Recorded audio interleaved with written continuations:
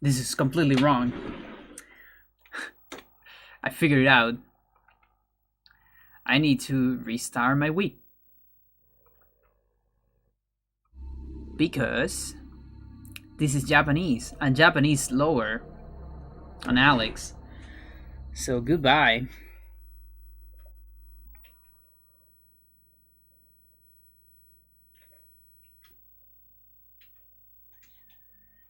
Totally forgot about that.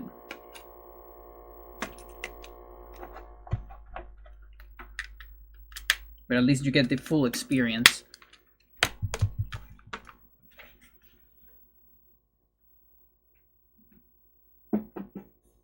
Yeah, I could have just do that during the BRB, but I forgot about it.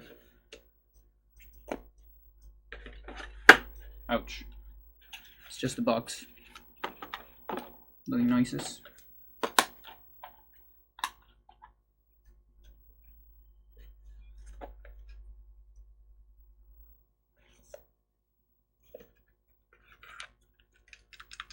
I haven't played on US in a while.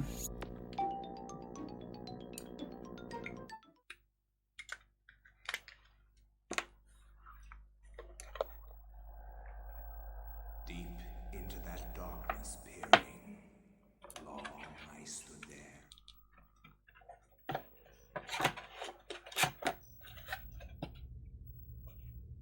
Okay, let me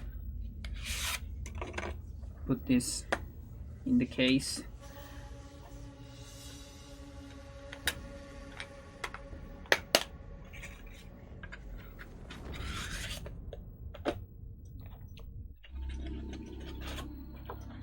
All right. Now we can go, finally.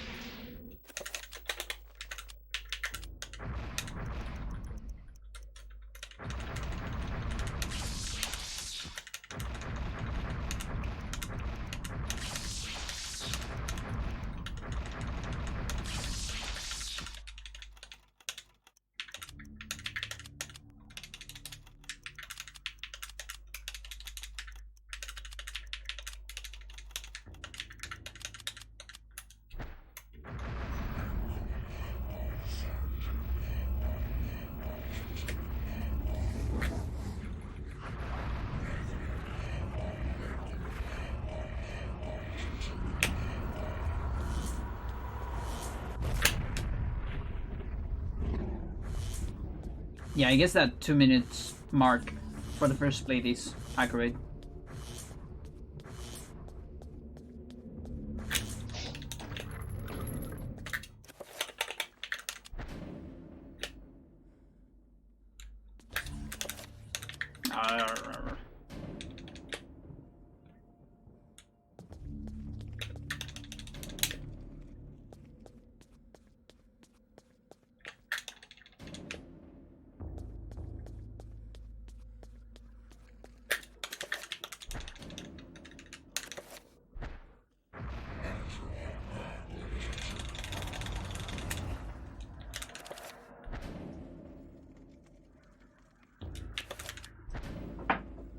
I guess there.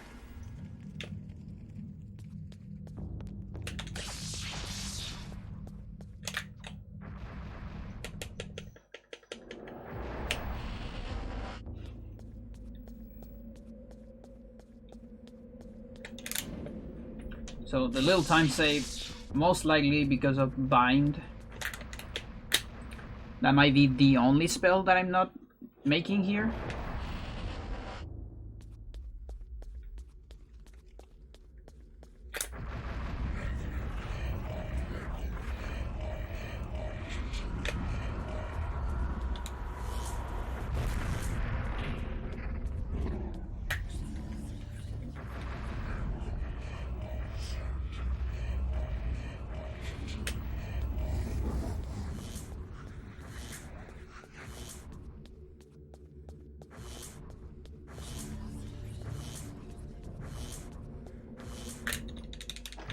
5 shields, pretty good.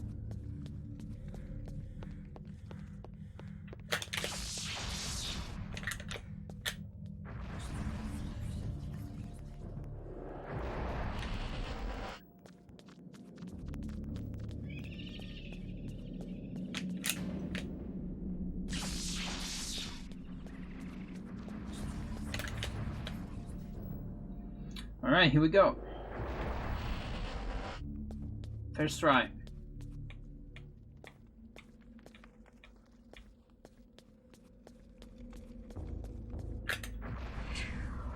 Or first attempt, rather. And we're gonna see if I get it first try. Probably not. That message is so much faster. Alright.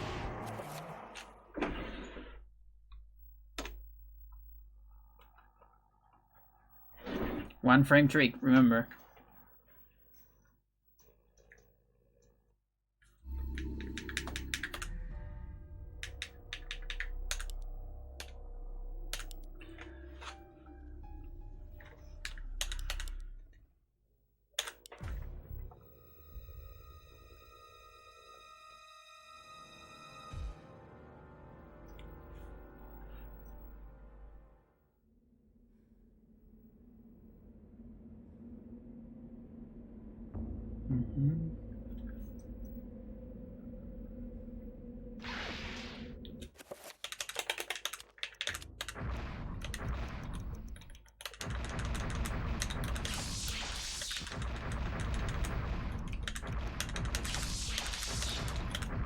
No.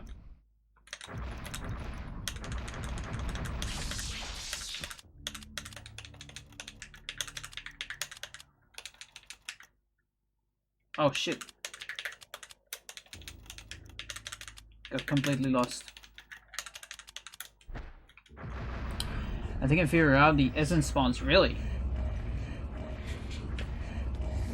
That'd be amazing. I think it has to do with the vertical distance between Alex and Pius. Okay. But like...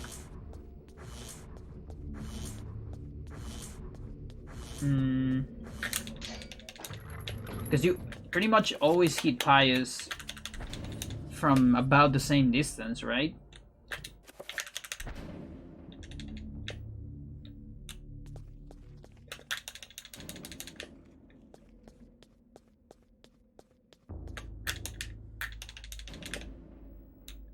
Do you think a tiny difference would make the difference?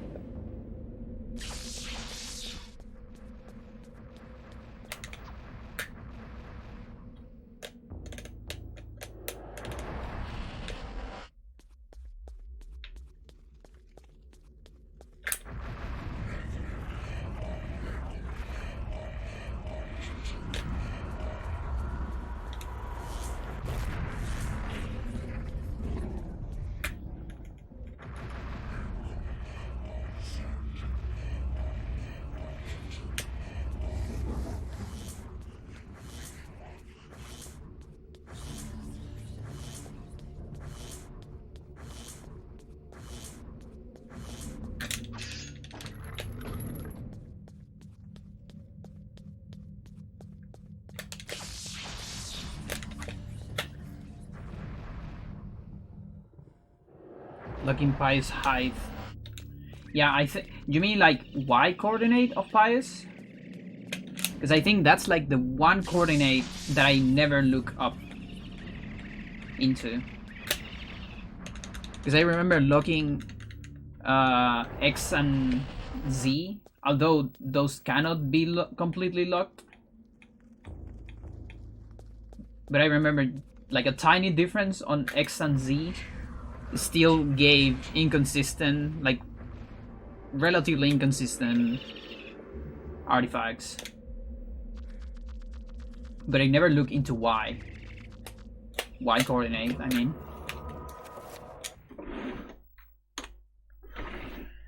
Because there is like some. Oh, so now I get it. When you say vertical, you mean like with gravity, right? Like Y coordinate. I was thinking on like, I don't know, like along one of the axes. I guess that would makes. I mean, I don't know if it makes sense, but if it works, it can be, because there is some slightly height differences, right? On the battlefield, if I remember correctly.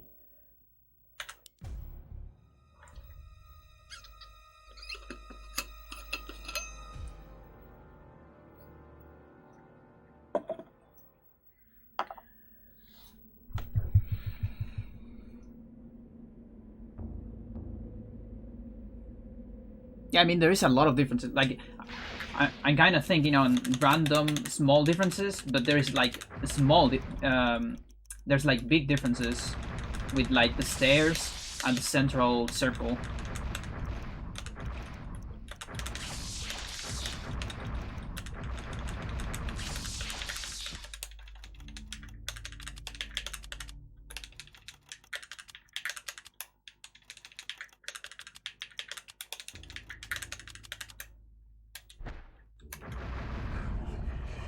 Okay.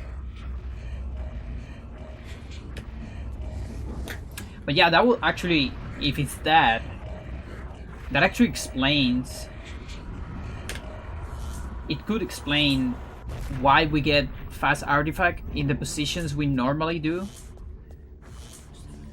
Because those positions make it like you're in a spot where you're gonna hit a different height than Pius, because you're either in the circle and Pius might be like a little bit outside of the circle, and the same with the stairs around the battlefield. So it could totally be that.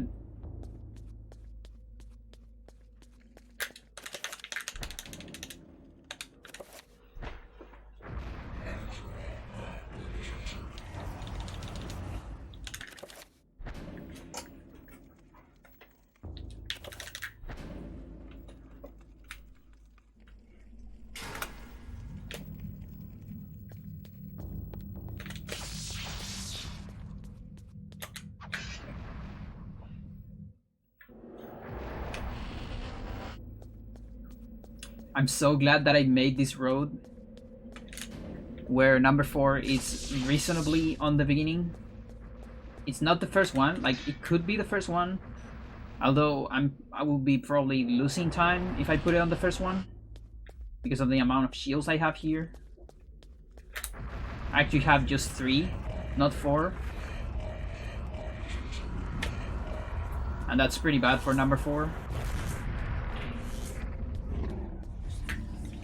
And sometimes I have 2 even, which is completely fine for 8th, but for like the beginning of 8th.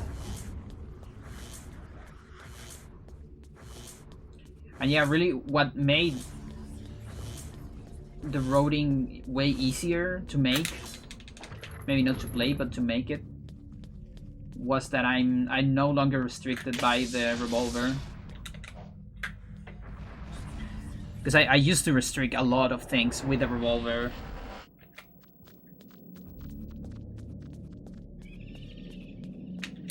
But I guess it's really just better to don't worry about it and just go target running.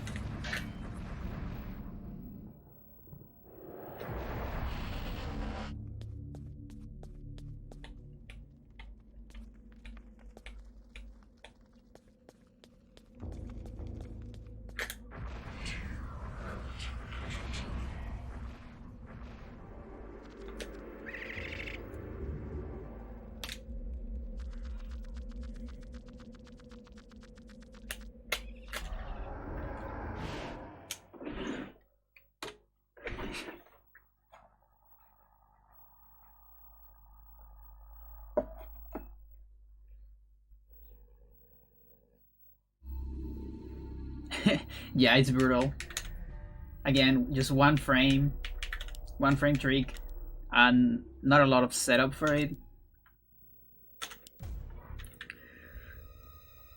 So there's no guarantee that I will ever get a run. Like, I feel like I'm gonna get at least one on individual levels, but it just scares me that I could do this on any percent, you know?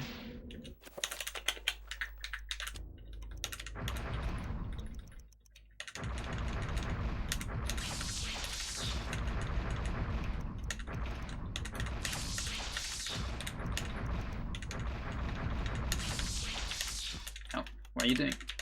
No, no, no.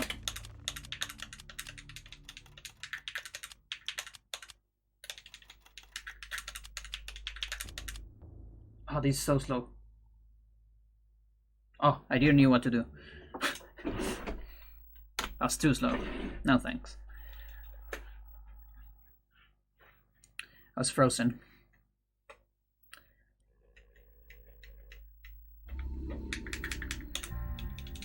So something I did there, I did a backup. When you read, like that works for individual levels and for one of the last items of Alex in any percent. There's like some scrolls that you cannot skip, like on individual levels or on casual gameplay. When you try to read a spell for the first time, you have to scroll all the way down to press B, but you can actually just change the page and you can avoid that. The same happens with Alex. Note from Edward, the note that talks to you with Edward voice. If you accidentally hit that, you can also skip it, just scrolling the page. And it's kind of handy as a backup because that page of Edward, it's actually in a position that you can normally hit by accident. It happened to me so many times. So it's like a nice backup to have, just in case.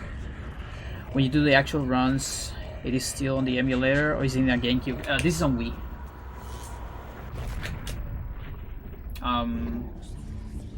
If you're seeing this from a computer, like with a big screen, you can probably notice the difference in quality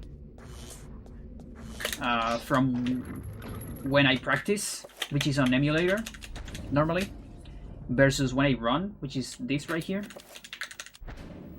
Because this is a capturer for my Wii, so it's like original hardware.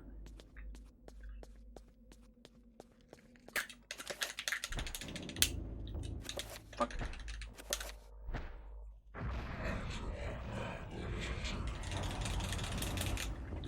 And the runs on Japanese are also on original Japanese Eternal.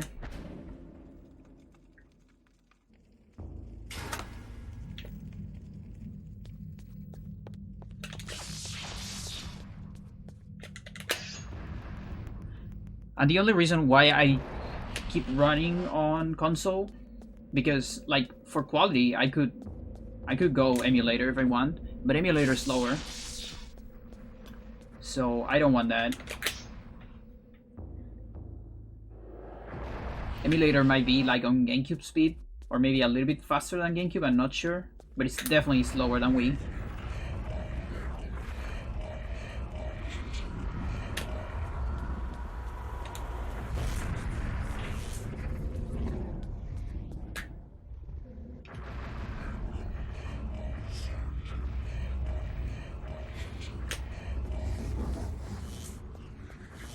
And that's like the main reason, because as of right now, emulator is actually it's allowed on the leaderboards for accessibility for runners, and because it's lower, so it doesn't really matter. That was a funny slide. That was such a funny slide. You saw that, sir? I think that was the global timer, changing my fighting stance at the exact moment. Yeah, like moonwalking, exactly.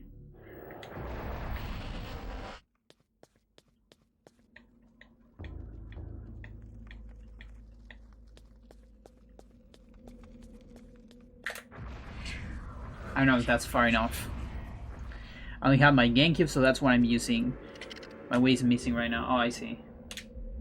Yeah, I mean GameCube is fine. It's just that Wii is so much faster, really. But like you can switch to Wii as soon as you get one. Like for starting, it doesn't really matter. It's just the same. It's just if you want like to optimize. Because there's a point where like I remember I think I started on GameCube.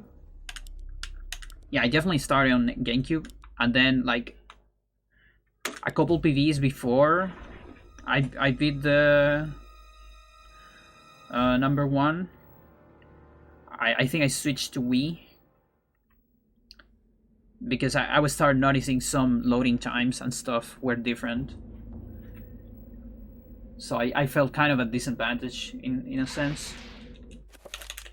And I just have both, so I was just doing GameCube because it was a little bit easier to set up. Like GameCube, you just press on and play the game. On Wii, you have to go for the menu, which is not that bad, but and there's like mods to avoid that.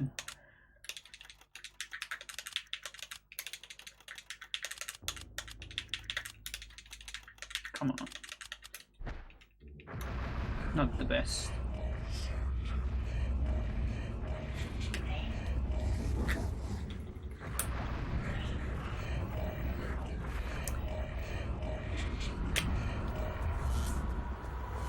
Wii versus GameCube speed is for Eternal or in general? Might be the first time I ever heard about it. I think it's in general. Like I've seen it on Metroid Prime has a similar issue where loading times are consistently faster. I think on Wii, almost sure. I don't want a Metroid Prime speedrunner to be embarrassed of me, so I'm gonna say they are different. Like one is consistently faster, but I don't know. I don't remember which one. Probably Wii. Something similar happens to Ocarina of Time, but that's a little bit different because one is Virtual Console and the other is like a CD, so it's not exactly the same. But usually Wii tends to be faster.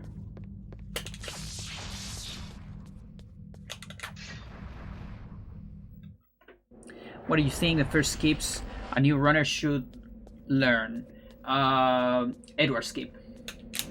Edward skip, you should run that. You should learn that on day one. Or let's say day 2 of speedrunning. Like day 1 is like just trying to beat the game as fast as you can. Just for fun, you know? Just to get a feeling of it. Day 0 is like replaying the game casually. For the first time in many years, you know, so you remember how much you like it and all that. And then day 2 is like Edward skip. I actually have a video on Edward skip that I'm editing right now because there isn't a tutorial of it, and it's such an important trick, and it's such an easy one too. It's so easy, like seriously easy. That anyone should do it. So I'm making a video of it because as it is right now, there isn't really like a video explanation of it. It's just us telling you, okay, put your character in this position and do this. But there's more to it than that. So what does it skip? The entire Edward chapter. So it's like 20 minutes cut from the... Yeah, that's very useful. It's 20 fucking minutes cut from the game. Like 20 minutes if you are fast on Edward. Otherwise it's like 25 minutes if you're, let's say, slower.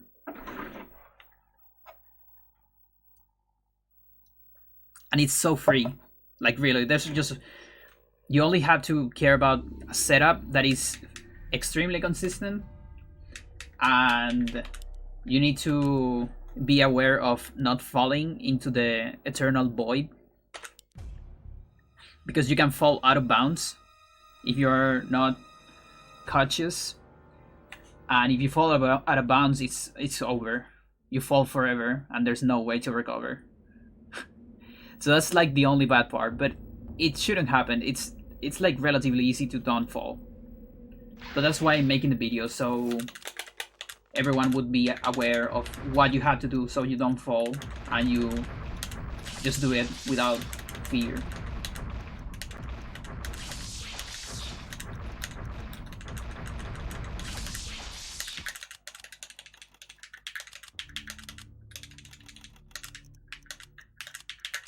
Also, Calarso, how are you doing?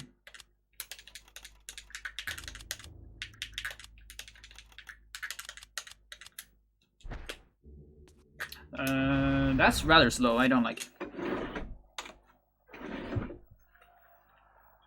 I was alright with it until I walked before doing the shield.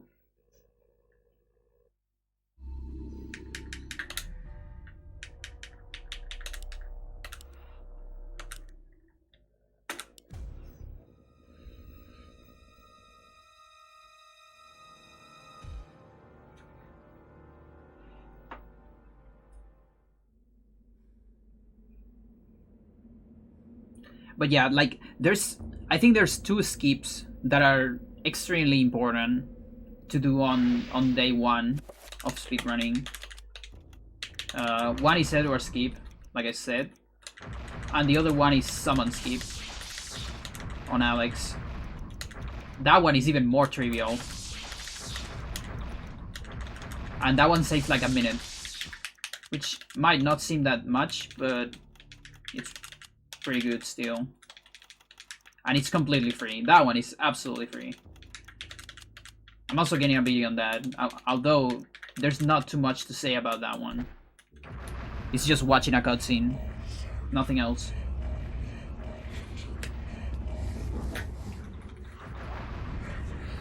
Black Guardian skip, how difficult is that one? That one is super difficult.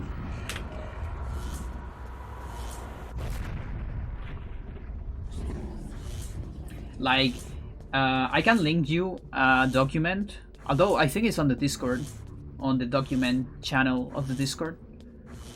It might be there, but I have a document with all the tricks, like pretty much every trick in the speedrun, and it says how difficult it is based on my opinion as a runner, no more than that. How risky it is, which is calculated like with the time loss you will get if you failed it against the time save. And then there is a link to a tutorial, if there is one. So I can give you that document, and there you can see it. I just put 4 difficulties, like easy, medium, hard, and very hard. Black Guardian skip, it's on hard for me.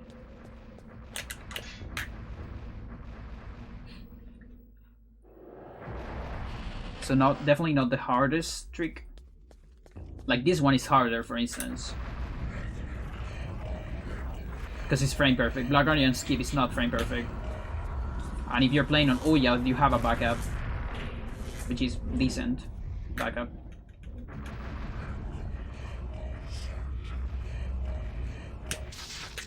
Really?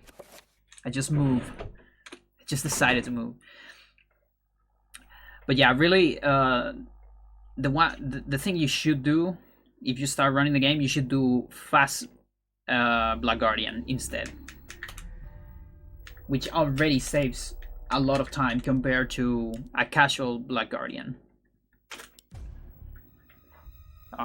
Fast Black Guardian is explained on my any percent tutorial for the old road.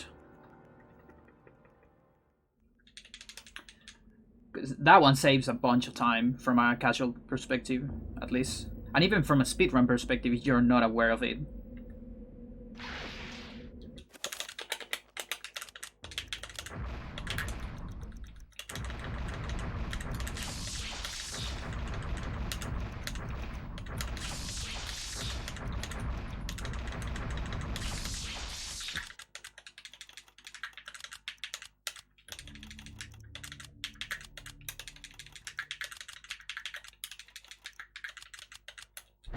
That was clean, but that wasn't. What did I move? I didn't need to move. Like, it was the wrong spell, but I could have just finished it. I'm sad because the assignment was so clean. I want every assignment to be like that. We're gonna find the updated road also. Yeah, everything is outdated. I don't actually have one, sadly. Like, what I recommend, the best thing you can do right now, if you want to just step into the game, is watching my old road tutorial. And, like, basically do that, plus Edward skip. So, like, in my old tutorial, the one that is like 4 hours long, you don't have to watch the entire thing, by the way. There's a trick called early Edward page. Instead of that, you do Edward skip. And then you just do the old road. Because the thing about the old road is that it's not just the old road, it's also kind of a beginner's road. Because even from that time, there was some outdated stuff. But I just decided to go for the easier tricks. The easiest tricks, that's called. And most consistent ones. So pretty much everything on that video is useful regardless. And it's very good to start, I think. That's what the cop, the other runner that is also running the game right now, the cop started using that tutorial. And he just added Edward skip and summon skip.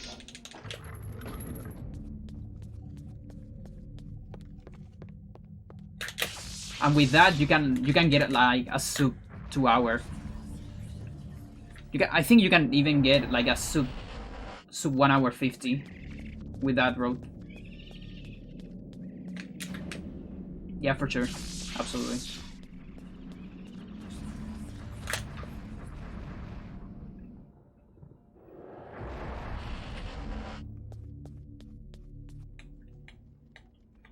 Yeah, the old video has a lot of timestamps that are useful.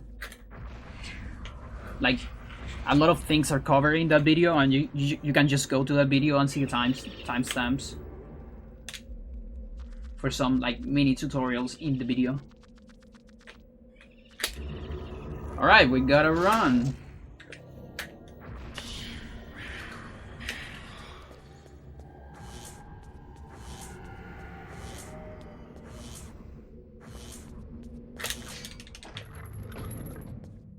I'm not gonna look too much at chat right now because I would love to finish this.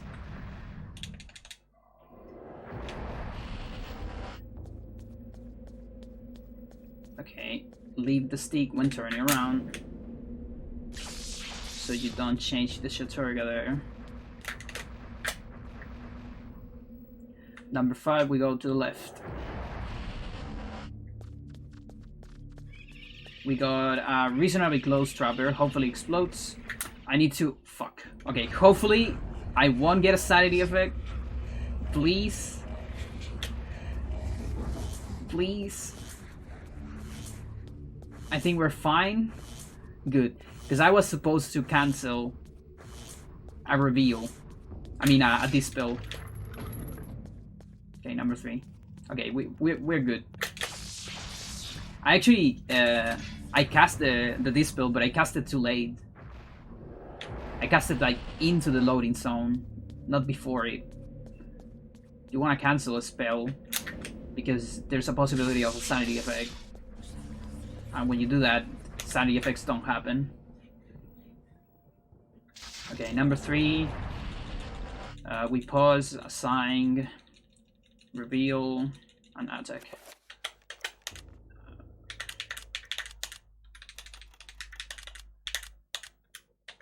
And watch a cutscene. So this is summon skip. This is something you really want to do on like your first run. Just watch a cutscene here, and then that opens this barrier.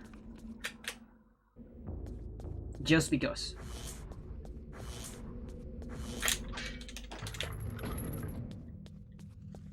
And that's like the only barrier that does that, sadly.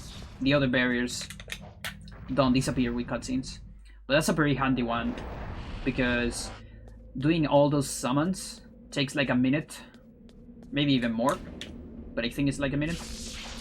You also don't have to ever create summon horror in the whole run, because you never need to summon a horror.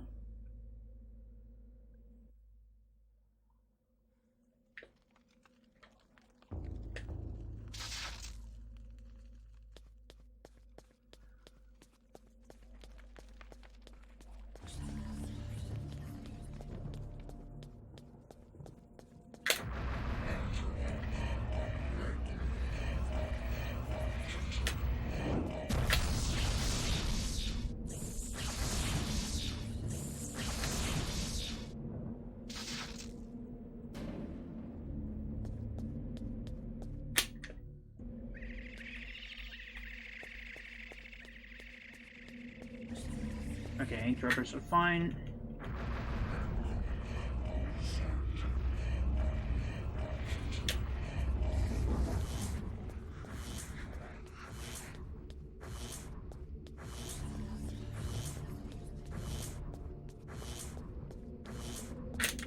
Five shields, that's good. Number 2.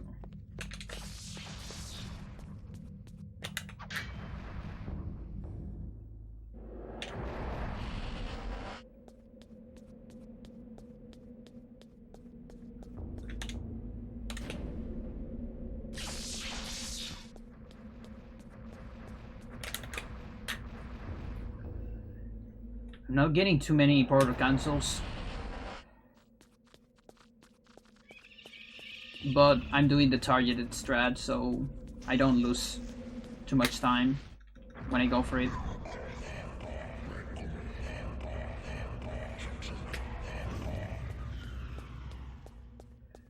There's actually a reveal invisible here. You don't see it because of the sepia effect, but there is there.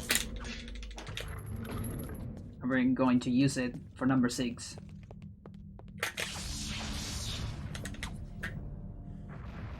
Because otherwise there's invisible trappers on this part.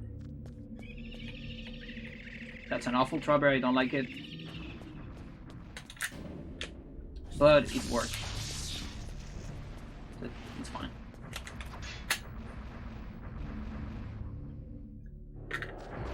Okay, I'm going this way.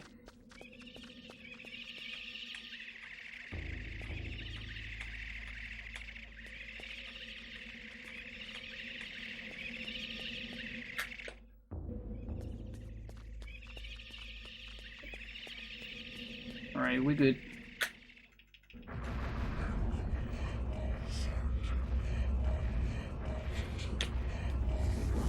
Number 1 is the next with more trappers. Probably the most scary, the scarier one. Just 4 shields kind of sucks.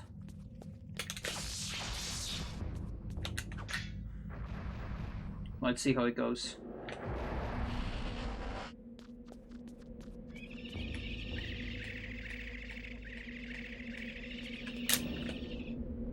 This is gonna suck. Okay.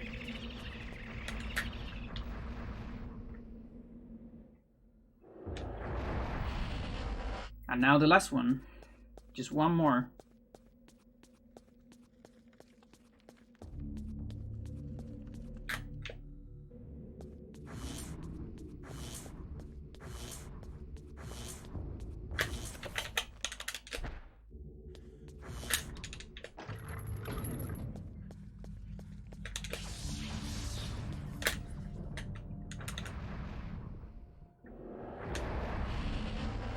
Alright, so I put this rune.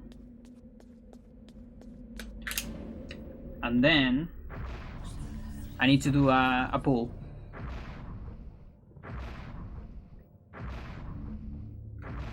Right after this.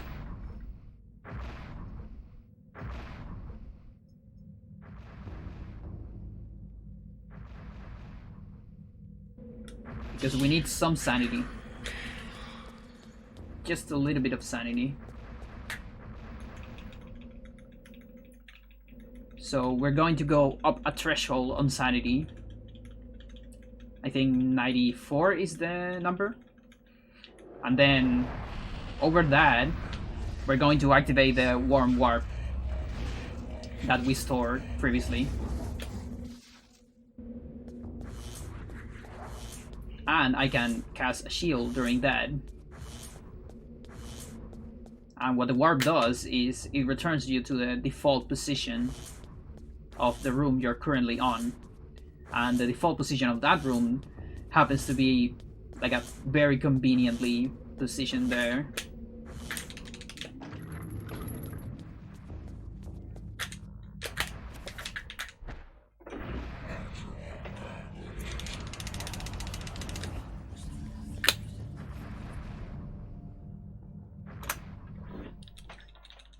Okay.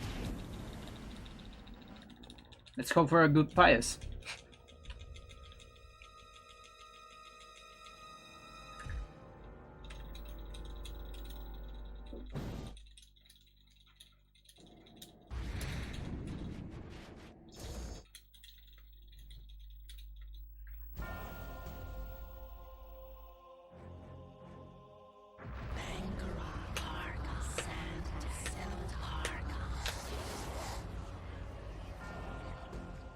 All right.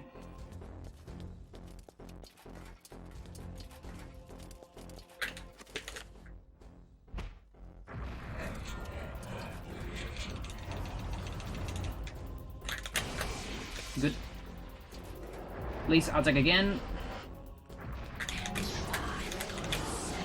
Oh, come on. That's the worst. Oh my god, that's so bad. That's so bad. That hurts so much. Oh my god. This is gonna be an awful pious. Why do you do this to me, game? It's like the longest possible. Not counting mistakes.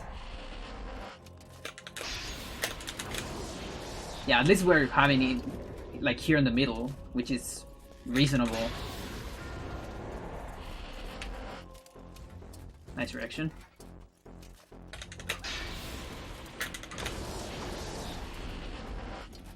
But this is so bad.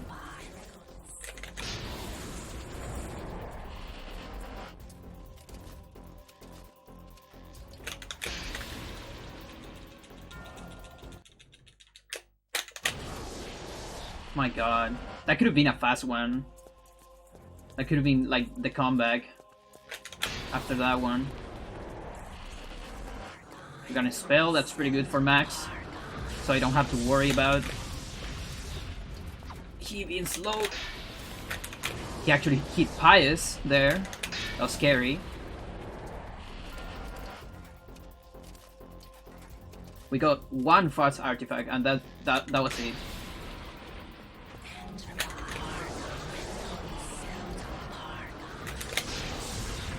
At least I'm gonna know where he is for Roberto, which is always useful.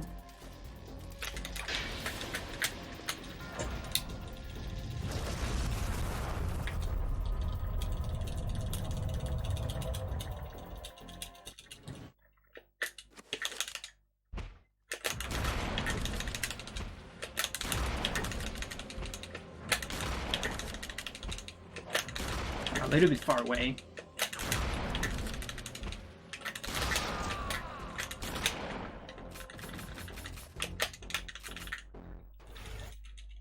Not done yet.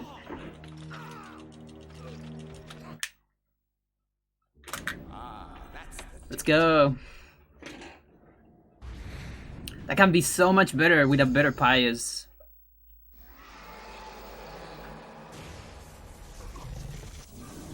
Like, so much better. Like 20 seconds, I think. Maybe. It is finally over. Yeah. Yeah, that was pretty, like... I didn't think I spec all this time save. Again, I don't know how good was the older run. I don't think it was the optimized old road at all. I would need to see it, but still pretty good. Like, regardless. Because... Goodbye, Alex. I will miss you. Was Warm Warp in the old one? No. No, Warm Warp wasn't even discovered at that time. The old one is pretty old. New knowledge now seeped inside. Something happened then. But even with without Warm Warp, like, it shouldn't be that far away if you get a good binding fight. Other universes fighting the same fight, all to serve the needs of the great ancient. Oh, wait a minute. And to have my world spared from eternal darkness. One thing that wasn't in the old one, I think, is summon skip. And summon skip, it's a lot of time. And so it comes to pass. Like I said, that should be like a minute. There is nothing. So that might be something too. Because I don't think I went into individual levels after summon skip. That's my guess. The boundless Uliauth has decimated the power of Chaturga. Oh, these are some spoilers for you, Pound. Sorry for that. I don't think you have seen this one, this cutscene. All in harmonious synchronicity. I finished all my playthroughs, don't worry. Okay, good. Yeah, I was worried about the true ending. Keeper, overseer, warden of ancients. 5 times at this point, nice. Entity trapped between the veils of reality and the enchanted stakes that Yeah, I think I did about the same. Like, casually, before starting speedrunning this game. I probably played the game about 6 times, I guess. Because I played 3 times when I was young. And then another 3 times on being older. So I guess, like, casually, I played like 6 times. Or maybe a little bit more.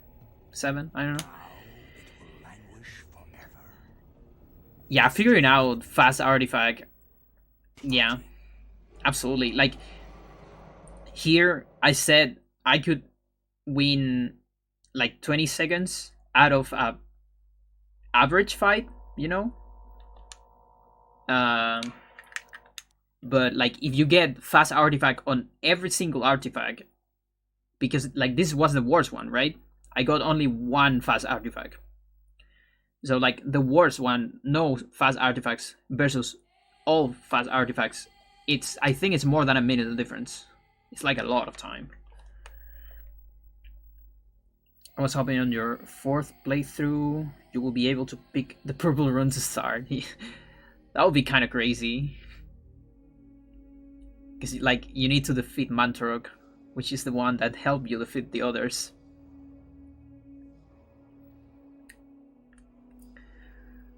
And that would be such a different story, because here is like Mantarok is helping you to destroy the others.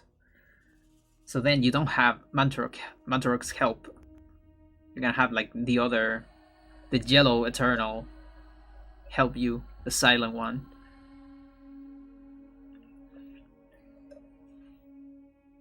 By the way, Dennis Dayak semi-confirmed the existence of another Eternal, the yellow one. I say semi-confirmed because he said like it was like kind of planned for like the Shadow of the Eternals maybe, or for another release related to Eternal. They had some ideas about it, so it's not like, let's say, 100% confirmed, but I guess it's semi-confirmed that it exists. It was a myth for so much time.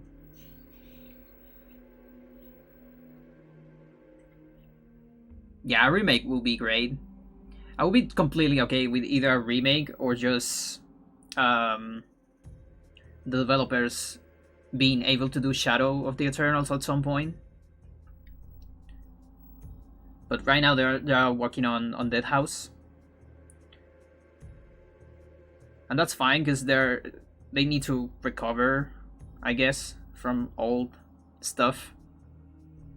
So I hope they do very well with that. Yeah, I'm also saying it was never finished, of course. But it might happen. It might still happen someday. And if it never happens, it would be cool if maybe they can release the demo, because there was a demo, right? I don't think it's released, which is reasonable if they plan to release the entire game at some point. But if they just can't do it, releasing the demo would be nice, just to check it out.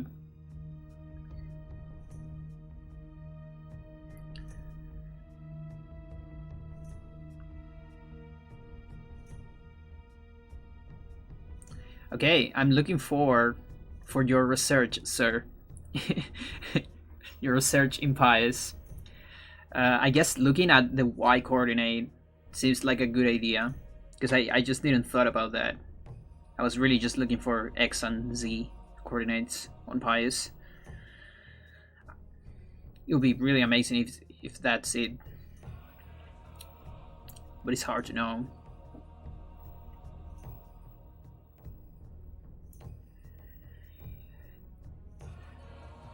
Anyway, that might be it. Can summon creatures affect Pius? I'm not entirely I mean, you can summon stuff on Pius, but I don't know how he will be affected by them. I don't think trappers do anything, and I don't know if aligned zombies might hit him. I never tried, actually, but I know you can summon stuff. At least you can summon trappers. I don't know if I've ever tried the others.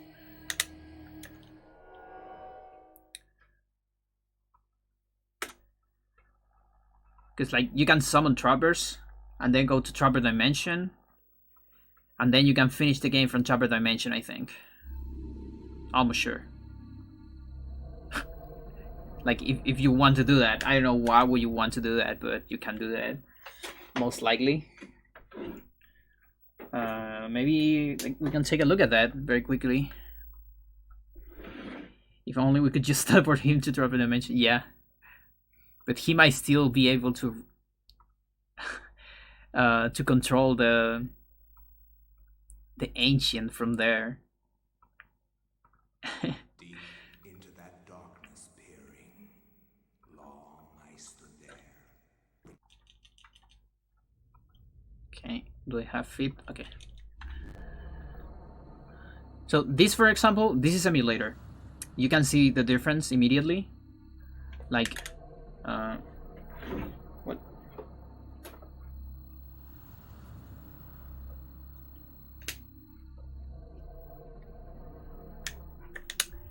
Like for instance, So this is emulator. Well, maybe on this screen it's not very noticeable. Yeah, it's not that crazy. I need like another place. Let me go for another place. I can actually read the words. Oh, okay. So maybe you already noticed with this. Yeah,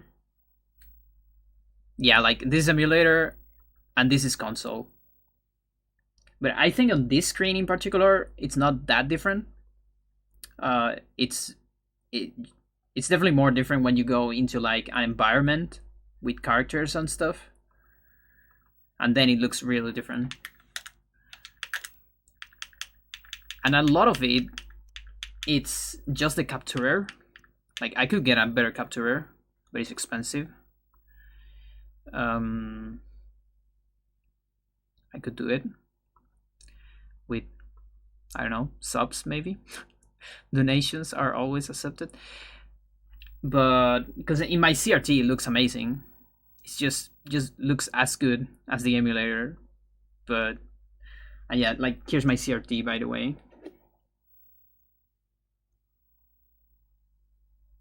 That's the console with the game. Well, the console is down there, so you can't see it, but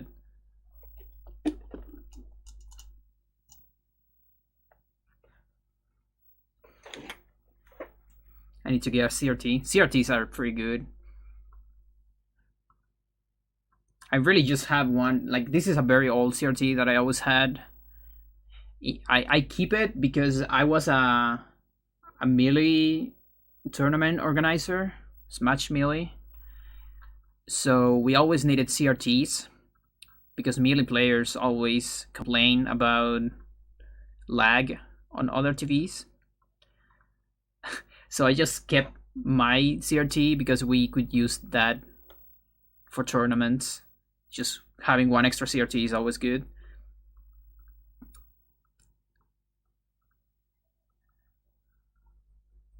Wasn't great at Melee. Go to Ultimate Tournaments though. Nice.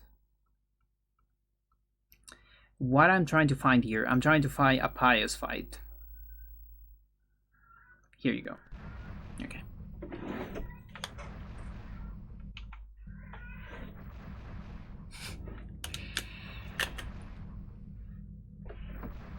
Yeah, I love Melee. It's just one of my favorite games. Give me a second. Kitty wants to enter.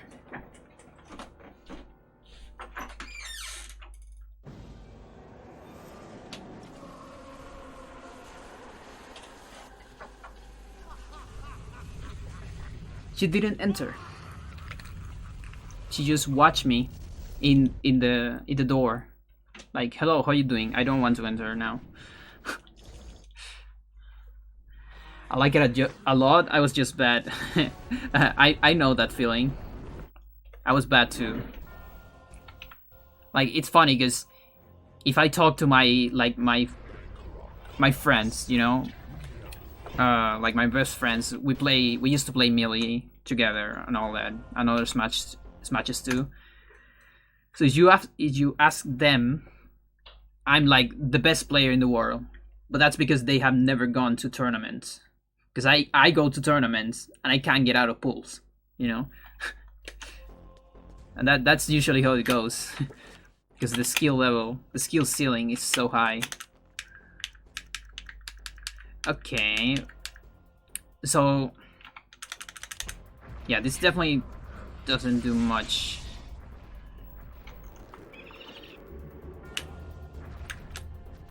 He doesn't even move. He just doesn't care. And you can't target him. Bankrog? What do you mean Bankrog? Oh my god! I didn't knew that. I heard Bankrog and I thought he was going to do a damage field. Why? But no, that's a bind. Bankrog R attack. That's so cool. It just possessed my trapper. Oh my god.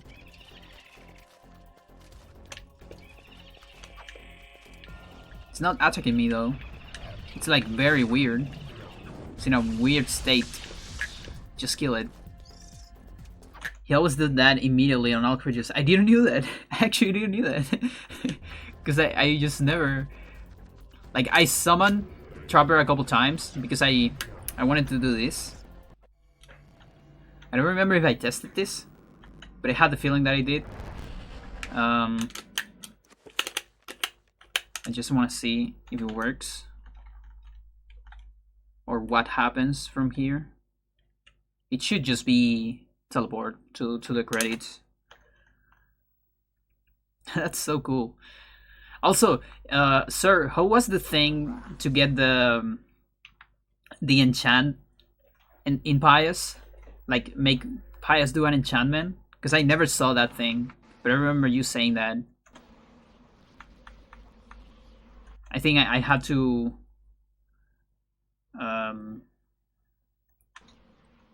put like a lot of particles, maybe.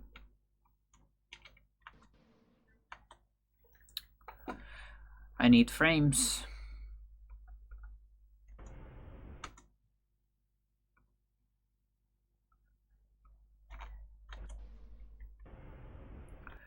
$59, $37.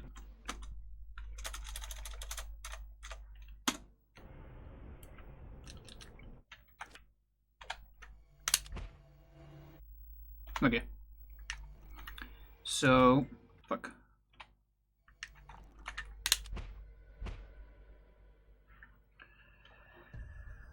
I think it was setting the war timer to a really high value. Okay. Okay, so this works from Chopper Dimension. Yeah. I was just curious about that. So then you beat the game. Right? No crutch? Yeah, no crutch. Good. Well, that's a consistent Pious fight. That's something that any percent cutscene storage has. It has a consistent fight. Everything is complete for your arrival, Master. Like, at least it's not RNG. It is your fault if you don't hit the frame, right? No, of course it's not consistent, but at least you for a TAS. Like, it's so easy to make a TAS of that fight on CS. Cutscene storage, because you just do cutscene storage. Whereas doing a TAS of normal Pious, that might take a while.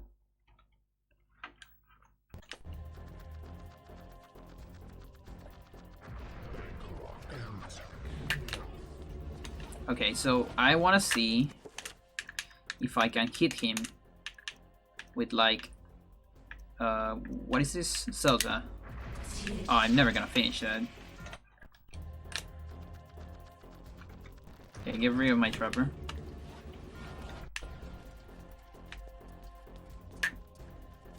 Let's do it maybe here.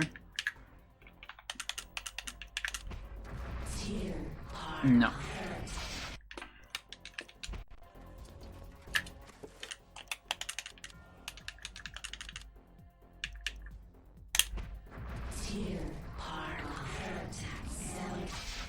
Almost.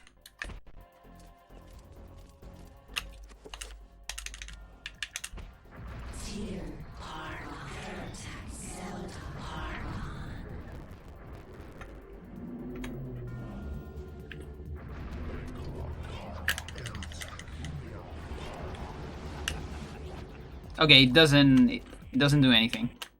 That's interesting. Looking the war timer might stop him from casting Bind. Oh, actually. Okay, so timer.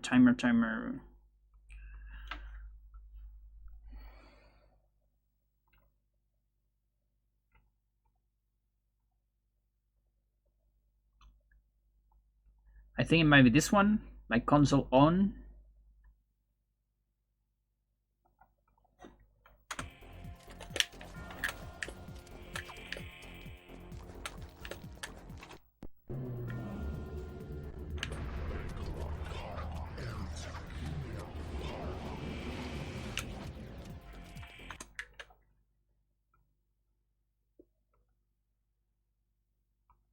So what is a very high value on this? Like without crashing the game.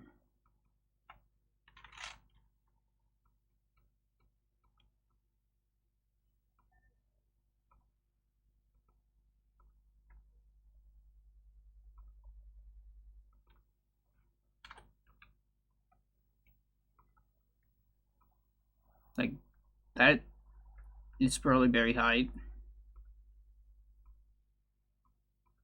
But I don't know, I haven't messed enough with this one, and I'm not entirely sure if it's that one. Yeah, I can't attack, so... Oh wait, no, that's because of this. Okay.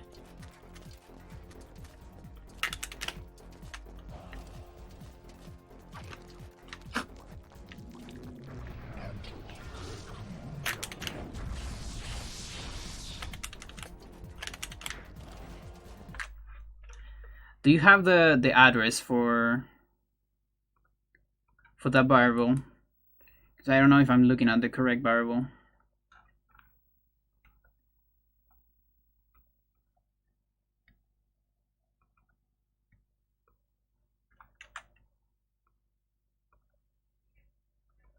So I have like this one for global.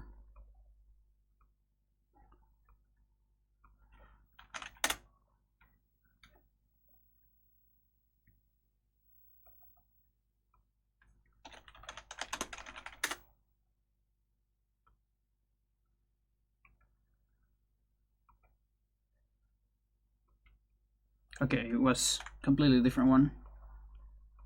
Do I even have that one? 6485.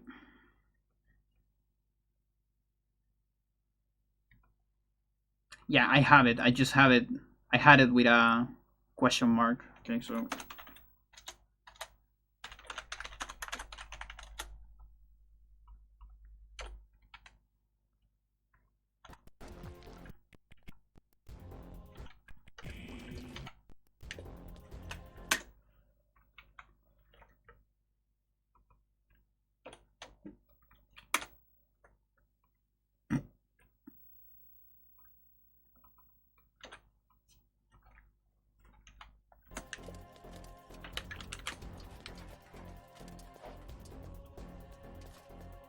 oh wait.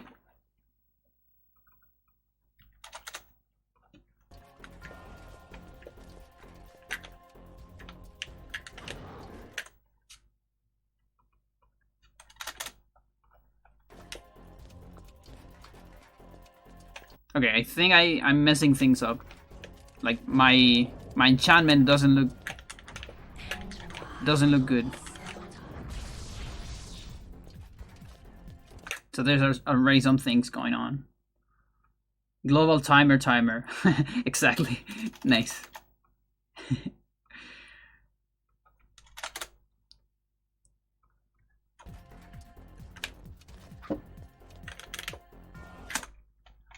I think on-target attacks should crash or something like that.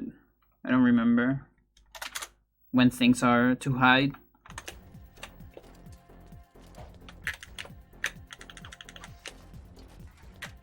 So I can go even higher.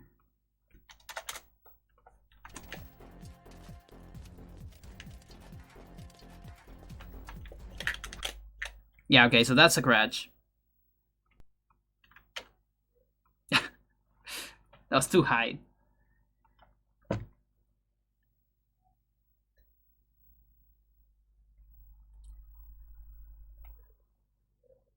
Yeah, the emulator just died. Deep into that darkness peering. Long So yeah, I need like the numbers. Otherwise we're gonna be messing too much here. Or at least don't attack here. I think if I don't attack, maybe I'm gonna be fine. Although Pius is not doing his thing yet.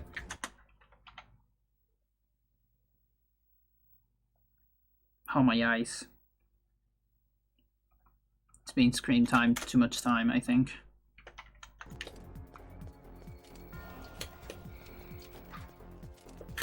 Not yet.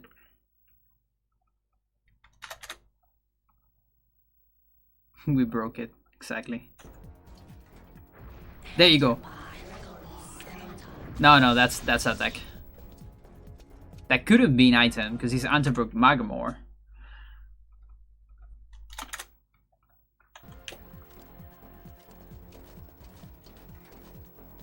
Maybe if I freeze it.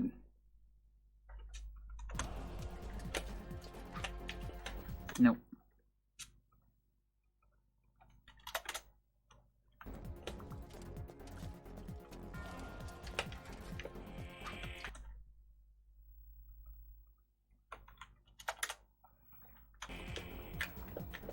You know, to have a variable, this height, you have to like have your console on for weeks, I think.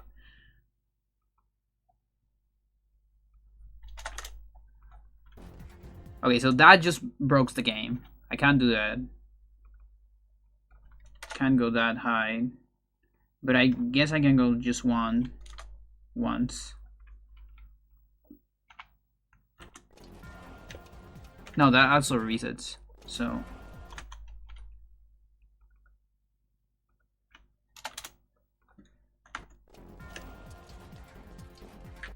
Nope. What are you waiting for him to do? Yeah. So Sir told me at some point that he found a way to make Pius do a enchant item, which is something that just shouldn't happen ever. Like, it's something that might be programmed, but maybe it got ditched out at some point, because the item of Pius is always enchanted, you know. So I'm guessing he found a way to make Pius' weapon be unenchanted. That's my guess. And then, for some reason, he's programmed to enchant his item, you know. But I don't remember what was the method. So maybe it was the global timer, because the global timer does a lot of weird shit when it's too high. But I was thinking about particles. Maybe it was the number of particles. I don't know. Not sure. I really wanted. Like I told you, sir, you should have done a video of that. That's why I always ask you for videos, because we just forget about these things. I know it's useless, but still interesting.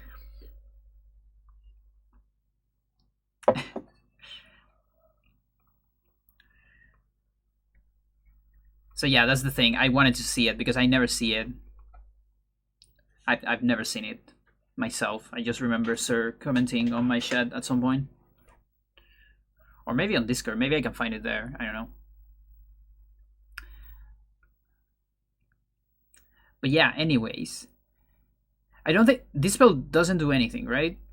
No, this spell doesn't get rid of Pious stuff. That would be pretty cool. But I don't think so.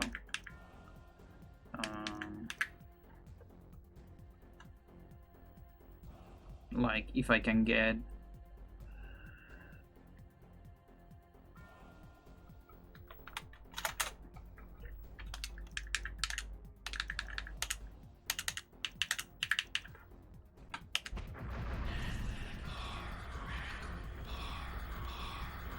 I probably need like a 9 point.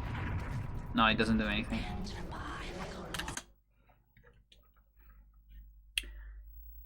Might have been particle overload. Yeah, I was thinking about that. Because, I mean, I don't know if it's the same as the item. At least the particle should do something with the shields. And maybe that triggers something else.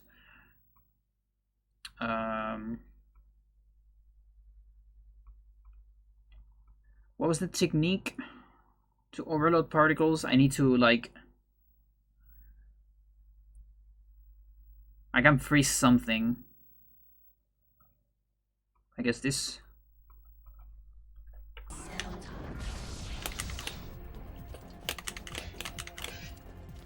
on 0. Okay, there you go. So now we can get some particles.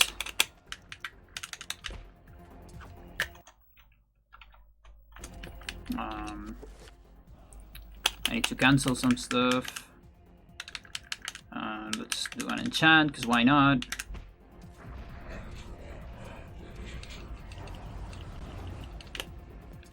Let's do a shield. No, I want that.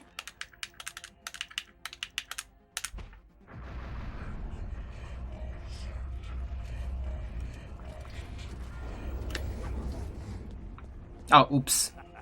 Totally forgot about that. You fucker. Okay, let's then let's do an enchant and a pull.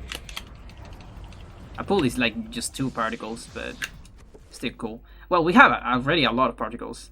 I guess I can watch a cutscene from here.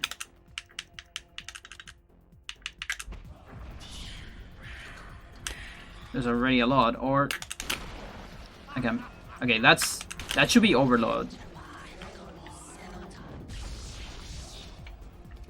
So we have particle overload here.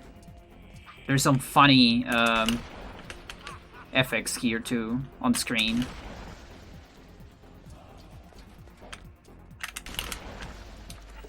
Well, maybe I can unfreeze this and like watch the cutscene with the most particles.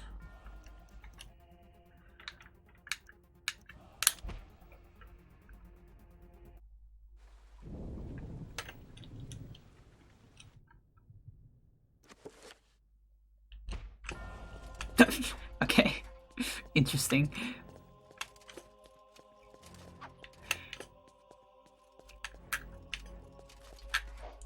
That was a lot of stuff.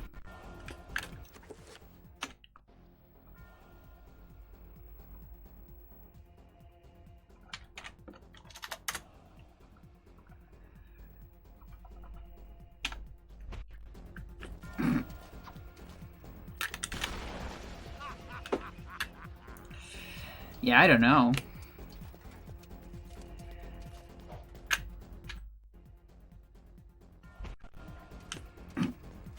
That's so funny.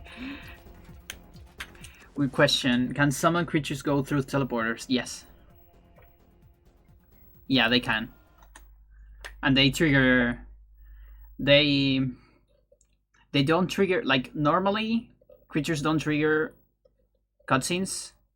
I don't know if all of them, but for instance, like the max cutscene on the 2nd floor, it's not triggered by creatures, if I recall correctly. But here on Enga, if you go through a teleporter and there is a cutscene after the teleporter, like the one, like there's a bunch that have a little tiny cutscene of the camera just going somewhere. They actually trigger that cutscene. What happens if you send one to Pius? I don't know. I have the feeling that nothing will happen. Like, it would just walk in and you're gonna lose control of it. But I actually don't know. Let's find out. Nothing happens? Okay. Like, you just see it go there and then nothing happens? Maybe I did this at some point. I feel like maybe I did it the same day I was testing teleporters. I found out about that they trigger cutscenes here on Enga.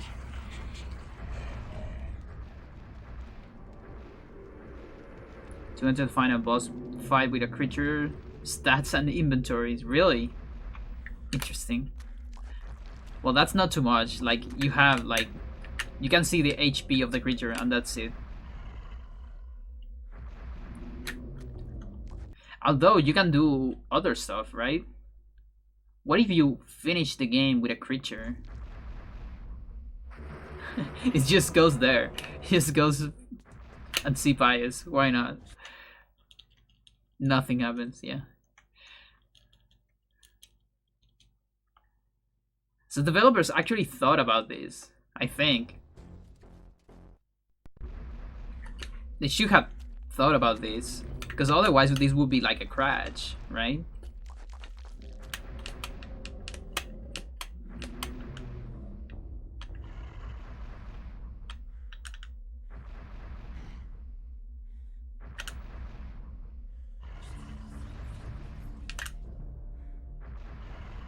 I can't do border cancel.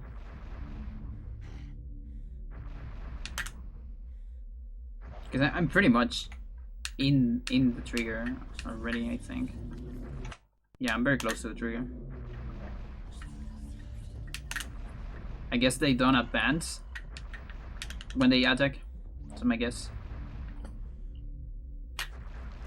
And I don't think horrors fit in this place, if I remember. There's no movement on that image. Okay, yeah. So similar to no bullets, no bullet attack. Yeah, I'm almost sure horrors don't fit.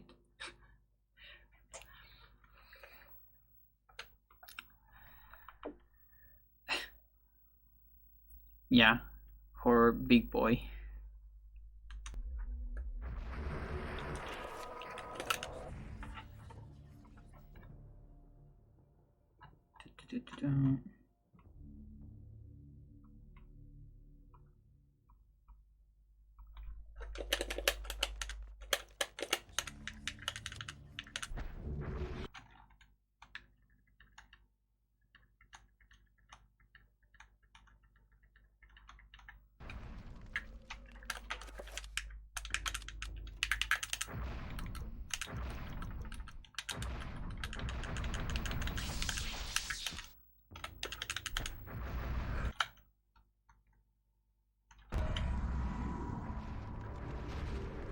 It's gonna be stuck there.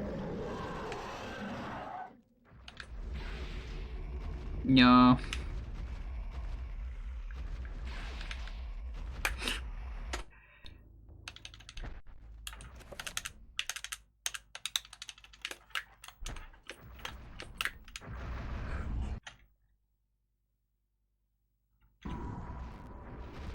Okay, that's better. Oh, they do fit. Nice. Goodbye. That 7-point summons a horror. A 9-point summons the ancient. Yeah. The Guardian Viper. Yeah, just straight to the ancient. Like, it might also be, like, I always thought about it, more of a, not just 9-point, but also, like, the fact that you're doing it with Enga, which is kind of cheating, I guess. But that's like my guess. Like, if you could actually cast one, then it might be different, you know? Yeah, it enhances the magic. Like, I don't know what would you summon if you do a 9-point normally, you know? I'm just playing around here. Like, yeah, it could be even Vampire, Gatekeeper. What else is missing? I guess a Black Guardian. That's kind of broken. Summon a Black Guardian. Like, there is actually 9-point spells. Bone Thief. Oh, yeah, I guess. I totally forgot about Bone Thieves. Like, Pius does insta-cast 9-point Mantorok Dispel every time you have a shield on his fight. Just because he can't. He's so strong. He could do like the same thing with like 9-point attacks and shields and damage fields, and there's no way you could beat him that way. Like, the only way for Alex to beat the to save the war would be a cutscene storage.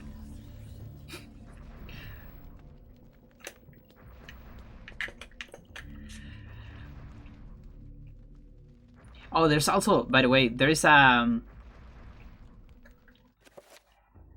where Pies learn Mantorok magic. Well, I guess he just knows everything. I mean, he kinda enslave Pius. I mean, Mantorok a little bit. So maybe he just, I don't know, dude. It's all knowing, yeah. Okay, so there's this thing right here.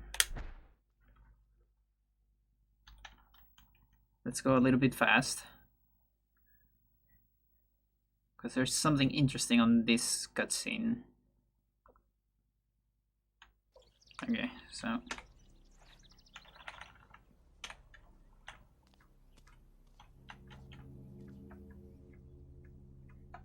No, it's a bad camera.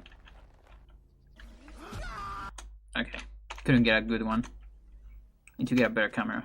I need to wait for a different one. Maybe here. Actually, that's kind of fine.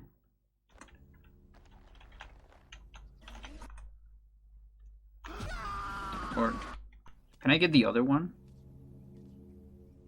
Like the next one? This one? No, whatever. Okay, but the thing is, there is a spell here on the scroll. So, okay, there we can kind of see it. So, it's a 7-point spell. This is on Anthony, the beginning of Anthony. So, Paragon, Celta, because this is Uyoth, which is kind of weird that it's on Celta.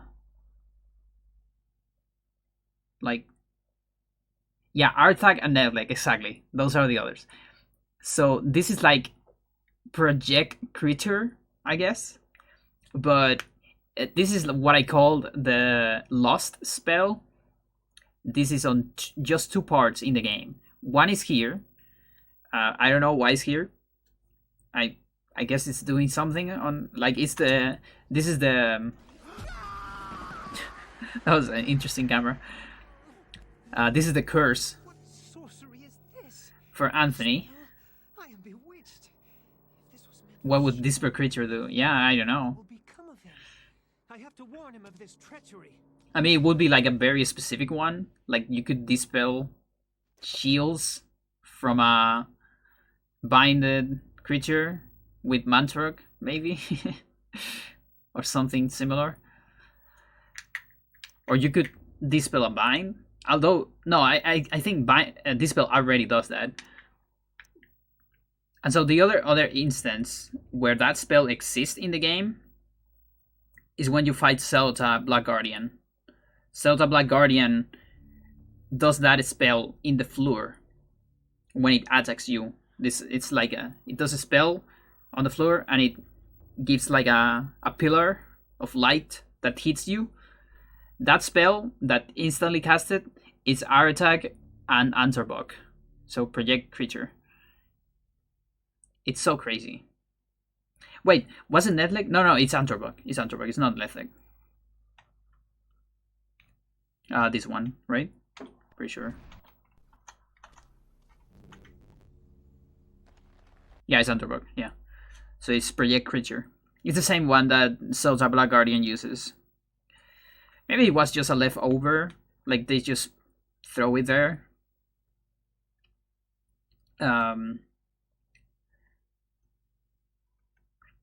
Yeah, it kind of feels like yellow. You're right. And I wonder if it's different on different alignments, because, wait a second. This thing doesn't have alignments. This is always Zelda. What the fuck? I didn't know about that. This is always Zelda. Because there's no, like, in other, you get this thing right here. You can choose the alignment. Right? And you get different cutscenes, but this one, it's just one. I mean, it's something nobody will notice, of course. Just people like us. But still. Maybe it wasn't supposed to be Zelda.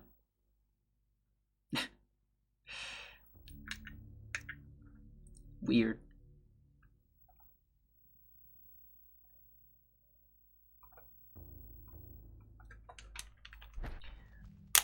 Let's see if I can get the other one very fast.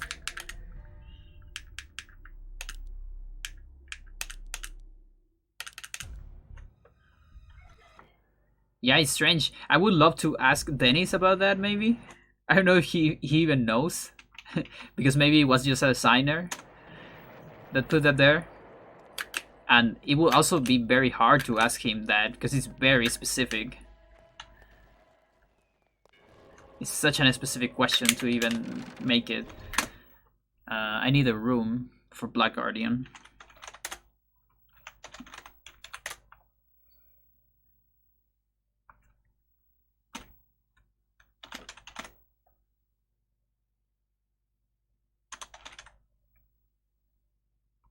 $39. What did they do? The Q&A so recently? The game has been out for so long. I think it's mostly because of the new game they're developing. The House Sonata. Because they are doing... I think they did the same with Black Omen. That's the name of Legacy of Kain, I think. Like, I'm almost sure they played Legacy of Kain first. And then went to the next big game of Silicon Knights back in the day, which is Eternal Darkness. And so they're doing that. So it's kind of a community thing. To like... Because it's just one of the things they're doing. But it's a pretty interesting thing. I like that they're doing that. I just like to have developers doing stuff like this. Like, you know, with Nintendo, not all of Nintendo, but some of Nintendo, sometimes it feels like it's so hard to reach developers.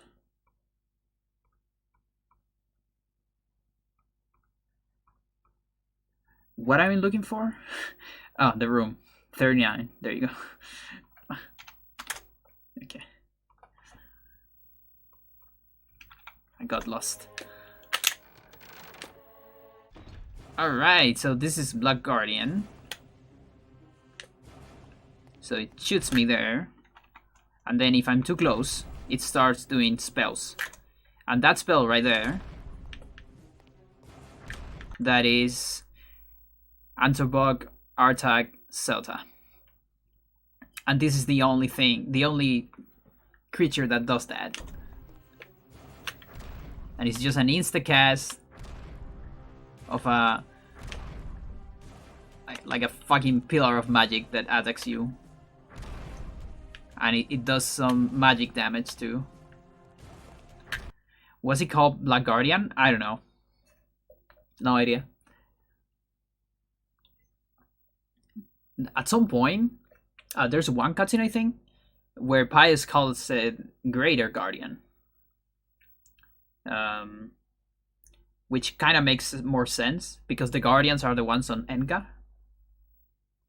Or maybe that's what you summon with a 9-point, a Guardian. The ones on Enga. So I guess these are Greater Guardians, but I guess, I don't know, maybe it's just because the game is dark, so maybe just black is like a higher hierarchy for monsters. I don't know. Whatever color you should, yeah. Yeah, but so there are the others, like the smaller Guardians on Enga.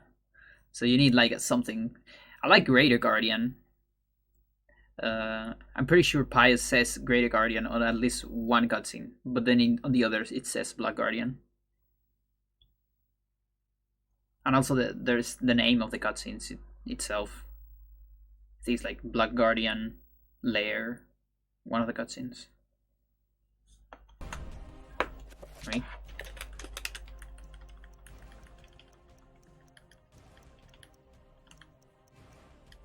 There you go.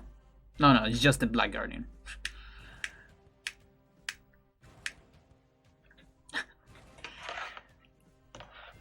But yeah, I have to say, like, Zelda Black Guardian is almost black. It's like black green.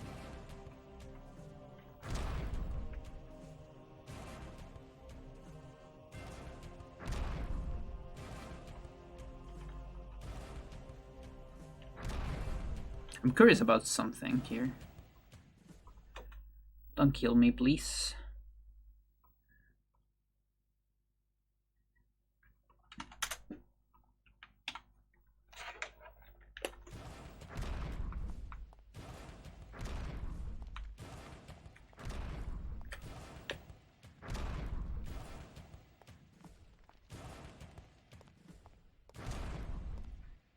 Oh, there is actually a very consistent barrier here.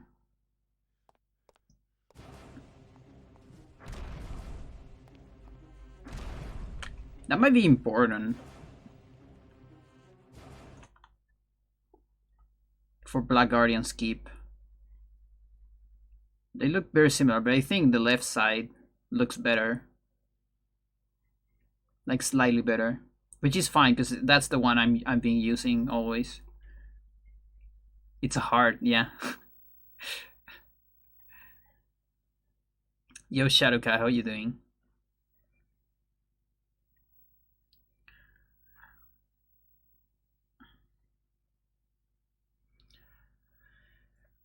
Ugh. I'm not really doing too much right now, by the way. Thought you weren't doing lives anymore? Really? No, I'm doing. I'm definitely doing. It's just that I guess last week I didn't do that much. Or rather, I think on Monday I got the Peter stuff. I'm not sure. Or was it last week? Don't really remember. I'm just not consistent with my shuttles. I don't really have a shuttle. I used to have a shuttle for streams, but it didn't give me too many results. It didn't give me more results than no shuttle. So I just stick it to no. It's easier for me. But yeah, we just finished Alex. So I'm actually done with all individual levels. That thing is showing up too much, Nightbot. That's such a spam. I need to adjust that one. I'm even like maybe I'm thinking on trying like a new bot at some point, because Nightbot doesn't have that many options in regards to timers. There's just not too many options. Like all timers can go up to an hour. You finishing the stream? Kinda. I just don't have anything to do right now. It's just that. Because I finished Alex. I got a cool run. I'm gonna upload it if you wanna see it. It's gonna be on YouTube, don't worry. Because it's a pretty cool one. It has a new trick that is nowhere else. So it's kind of a cool one if you want to see it. And yeah, next plan it's any percent. I need to go back to any percent because I need to prepare, because I kind of want to go to GDQ now. Will you play the new Resident Evil 3? I don't have a way to play it. I don't have money or a console for it. And I'm not that interested in playing it, actually. I'm not gonna lie. I like the new ones, but I don't know if I'm that interesting in a horror game like Resident Evil. Like, I know it's a good game, but for some reason I just don't know if I want to go there.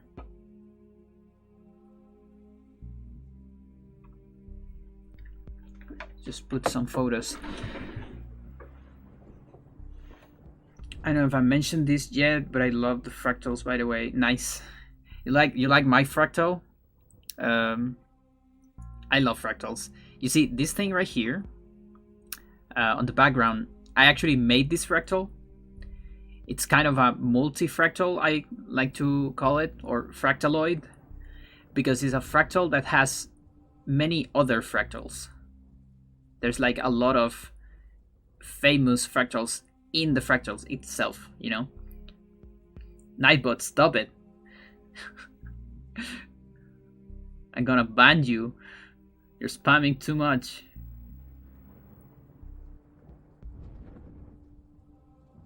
I don't know what's going on with that. But yeah, I love this one. I actually made this one in a... How do you call this thing in English? A pizarra? Help me, Shadow. A board? Yeah, I guess a board. I actually don't know how to say this, okay. Chalkboard. But it's not exactly chalk. It's like a white board.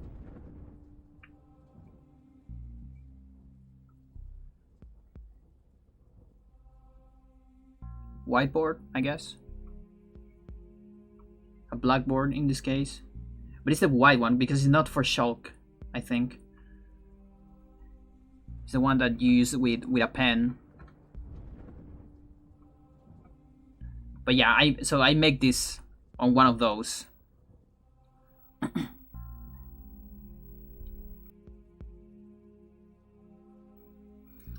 And so I made it there, and then it was very funny because, okay, so we have in my... Oh, look at that. We used to break free of creatures with B instead of the control stick. I didn't know that. A whiteboard. Okay, nice. So we have this room at my university. I study astronomy, and on the astronomy department and physics department, because we were like very close together, almost the same career essentially. We the students have a room inside the university that was just for us to use on whatever we want, you know, like from study to play games and stuff, just to be there. It was kind of a nice detail. And we have a whiteboard.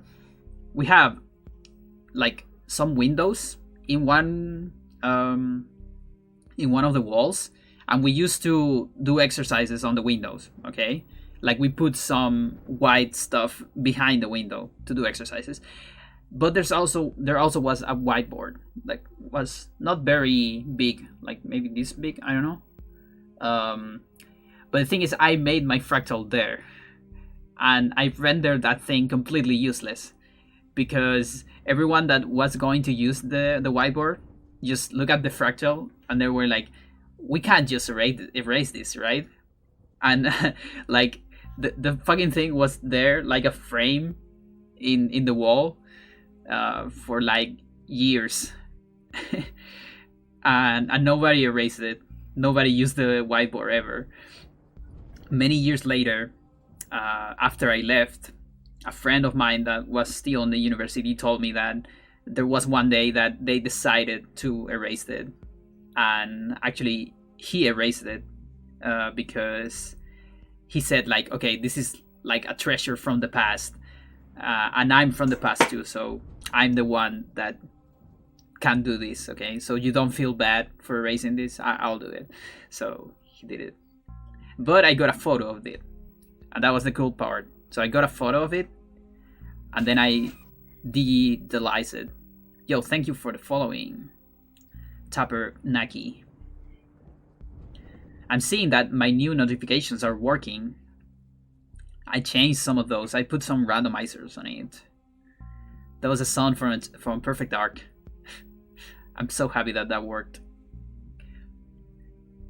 Because I was so bored of the default noise. What show is your notification from? It's from Daria. It's an old MTV show about a girl that was a nerd in the 90s, basically. That's all that's important, and it's so good. It definitely shaped my life. Like I love that show so much. So yeah, I studied astronomy, although I never really work as an astronomer. I just have a licenciature. I don't have a master or a PhD, which is usually what people ask you to even say that you are an astronomer. Like, some people get upset if you say you're an astronomer without one of those. It's just scientists are weird. So yeah, I don't know if I can say that I'm an astronomer. Some people might get upset if I say that. Some elitist people. But I never work as one, by the way, so I guess I don't even know if I'm an astronomer. Seriously. Can you explain how the black matter interacts with the rest of the world, and how do we know it exists even if we cannot see it? We cannot see it in the same way we see matter, because we see things through electromagnetic waves. They go into us and we see it, or they go into a device and we detect them. Black matter doesn't do that. Black matter is kind of a made up concept to justify the movement of galaxies. Because when you try to understand the movement of galaxies and the speed of the stars in the galaxy, you cannot explain that with just normal gravity plus the matter that you see. You need more matter to explain those speeds. So what the model does is, we don't want to mess with gravity, so instead we add some mystical invisible matter, and we call it dark matter, because we cannot observe it, but we observe the gravity of it. But it's kind of a made up concept. I mean, there's more evidence towards dark matter. That's not the only one. But I would say don't take it that seriously. I think until we detect it directly, we can't say that it actually exists. But it's the best thing we have right now to explain the galaxies, the movement on the galaxies. I'm still in college. Got a long way to go. Yeah. Well, I have a long way to go too, because I don't know what to do in my life currently.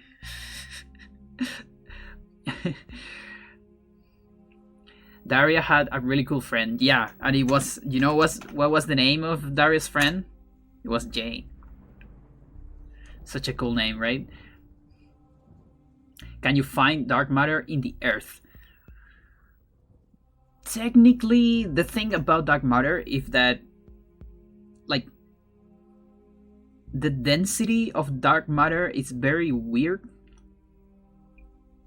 You can say, it's kind of hard, but you can say that there's dark matter constantly going through you and through the Earth at all times, because dark matter don't interact with light.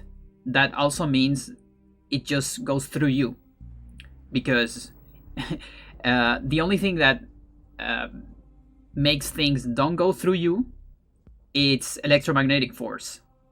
Like when you're touching something, you have like the atoms of this repelling the atoms of the other thing with electromagnetic force.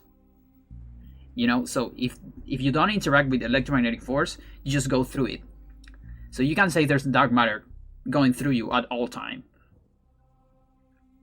No, I mean, on quantum mechanics, you can say everything is a wave, but we don't know what it is. That's kind of a difficult. I don't know if I can answer that question. But it can be a particle. Like, just think about this. Like, think about how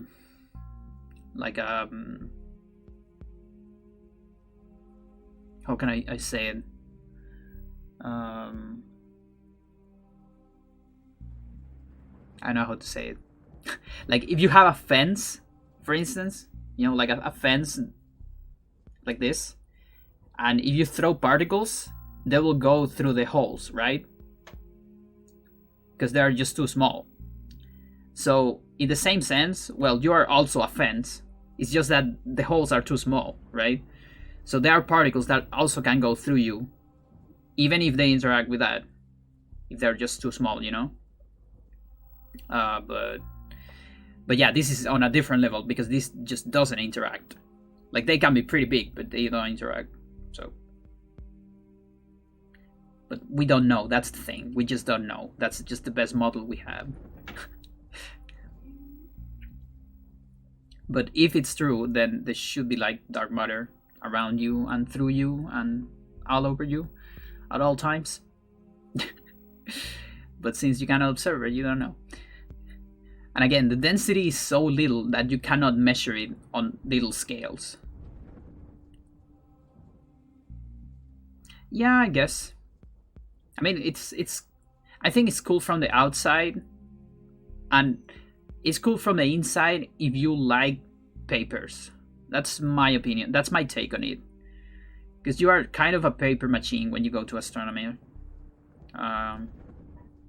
That's what you do. You make papers for a living. And for me, it was very boring. I didn't want that for my life, really. But yeah, when you watch it from the outside, like watching Carl Sagan and stuff like that, it's pretty fun. And I actually like astronomy. Like, you just saw me talking about dark matter for a while, but I just don't like the way it is done, you know? Like, it's more about capitalism, that astronomy itself, and what capitalism does to pretty much every science. Because, you know, the industry of papers, you just have to do it. Why do you study astronomy? I actually like it. I like the science of astronomy. I just don't like the workplace and the job itself, you know? I'm in a similar spot, writing paper after paper. Yeah, it's crazy. It's just... It's the machine. And like, sometimes it's not even about science, you know? It's more about survival, or just having like a good paper. So there's like a lot of contradictions, because sometimes you just want results, because if you don't have results, nobody's going to want your paper, you know? So like, at some point, it's no longer about science. And I also got demotivated at some point, because I actually studied astronomy and then tried to do a master in physics. But when I was trying to do my thesis,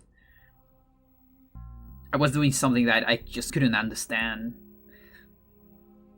And like, doing something so far away from reality, I guess, gave me like a sour taste of it, because I couldn't understand what I was doing at all.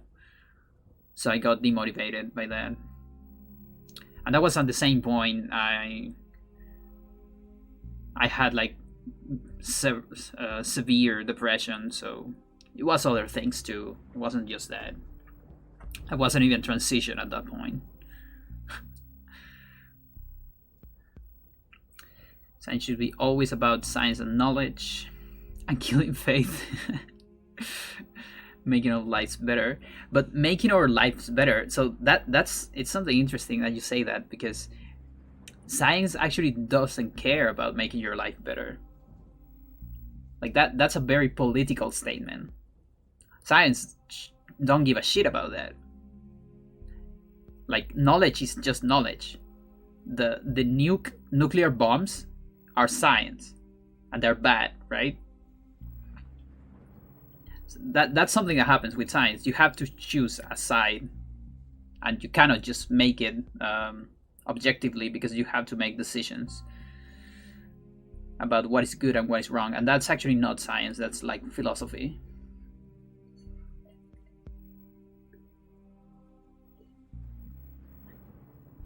So then, are you implying that engineering that takes science and makes our lives better? I think engineering is just problem solving, and you can also solve bad problems. So I don't think so. I think engineering has the same problem that science has, that it needs ethics to be good, but it's not good just because it is, you know? Because also making tanks and like making the bomb itself, it's engineering, you know? Studying how to make the bomb is science, but then making the bomb is engineering. Or experimental science, if you want. And that's bad. That's why I love studying math. Just isn't good or bad, it's just fundamentally true. Yeah, kinda. It kinda is. That's what I also like about physics, like fundamental physics, because they're so funded in math. That there's this sense of fundamental truth. But at the end of the day, it's still created by humans, just to explain something, at least on physics. The bomb is bad right now, but it could eventually save our asses, like in the Independence Day movie. Yeah.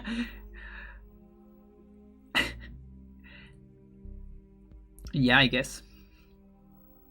No, I'm also from the school that I think every knowledge is useful. But, like, I mean, I think this is kind of a limit. I guess I'm kind of fine with knowledge from the science perspective. But when you bring it into engineering, it kind of gets, like, on engineering, it's easier to say when something is wrong, I think. Like when you make the bomb, right? But in science, it's hard because, yeah, the knowledge you need to make the bomb, it's also useful for, like, making a nuclear reactor. And nuclear energy is, like, very clean compared to other energies. So that's actually good for the environment and all that shit. So yeah, it's always blurry with science, and it's harder to tell. And that's why you need more philosophy in science, because it's more difficult to tell. In the other, you still need philosophy, but I guess you can do it with politics more. I don't know. But yeah, I guess I got too serious there.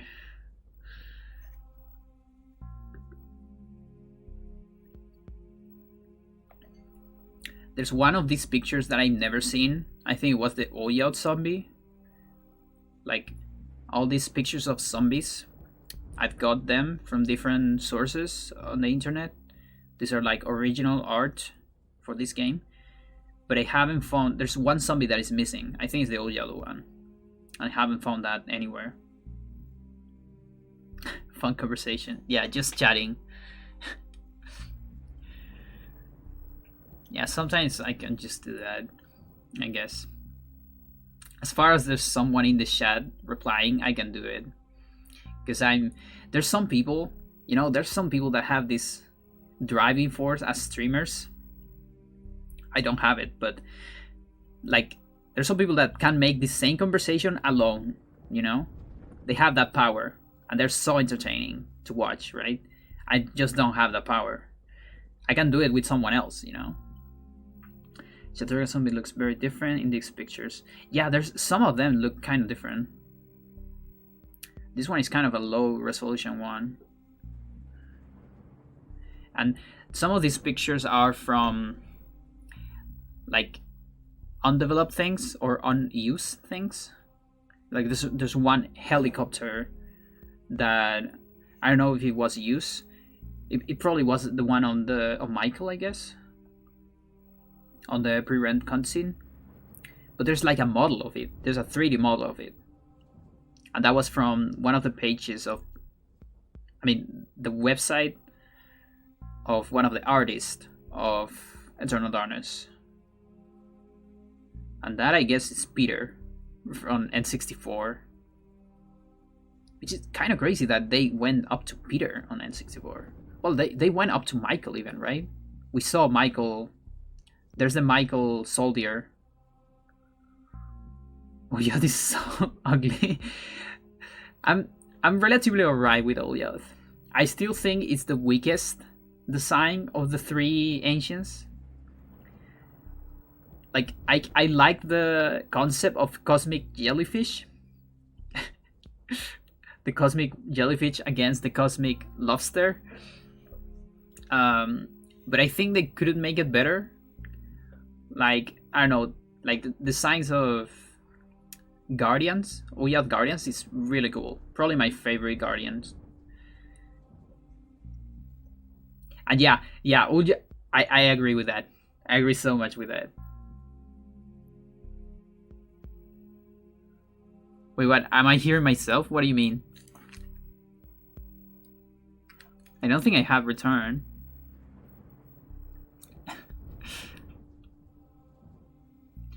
But yeah, I agree. Black Guardian of Uyad is better than Uyad. I totally agree with that.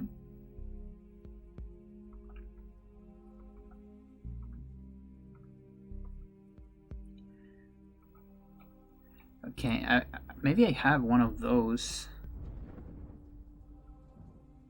Yeah. That's Chaturga versus Uyad, right? I still don't know how to name Celta. Cosmic Girl. I don't know. Do we have any animal that has like 4 hands and a tail?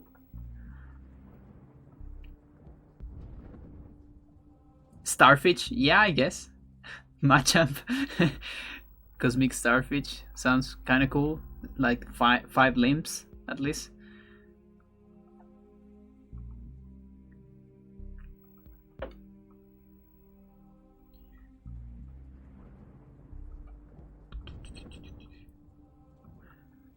I'm looking for a video. Random videos. Demos.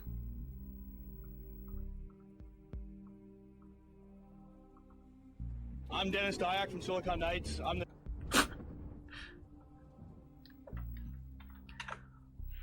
Let's see.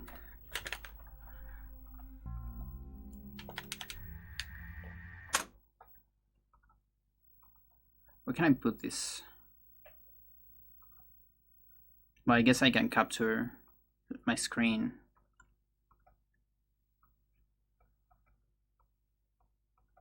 So there's like some stuff about the N64. This is like the only things we have. I'm Dennis Dyack from Silicon Knights. I'm the director of this project, helping. No, wait. This is not from N64. Like this is from N64.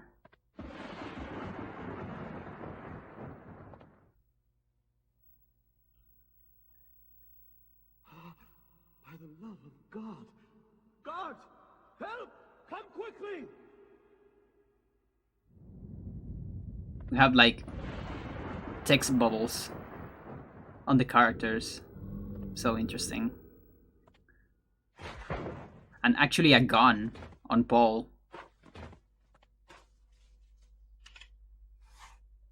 It's still a pretty old one because it worked like the one on Max.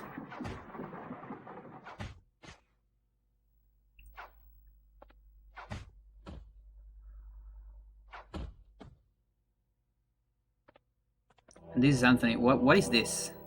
Is that Antorbuck? That's Antorbuck. The codex, I guess, or maybe the rune itself. That thing is pretty old. Look at that. Wait. These haven't changed that much.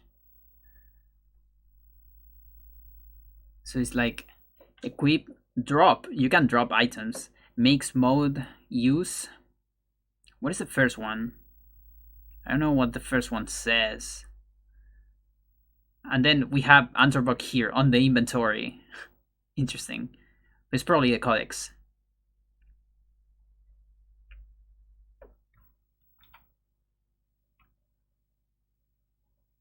Check. There you go. Yeah, of course.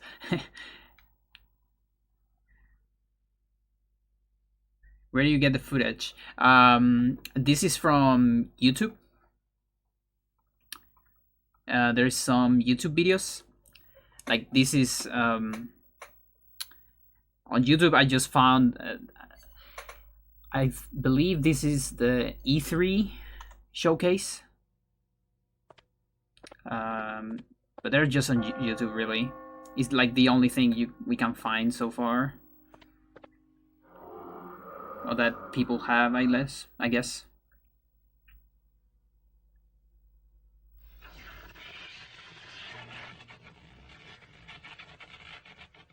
That's the sound of Protoss summoning a building on StarCraft.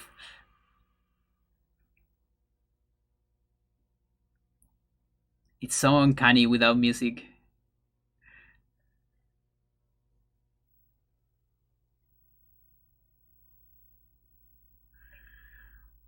I would be so happy to play this thing. Like, I don't know who to contact on Nintendo to ask for this thing, because Dayak said Nintendo might have the room. Like, it's on them, you know. It's not on Dayak's side. So we don't even know if it still exists.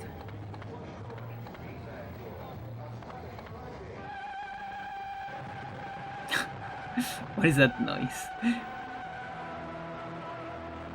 Oh, it's just the... Wait.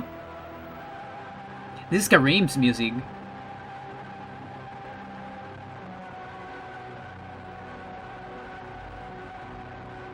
So I guess this is Joseph.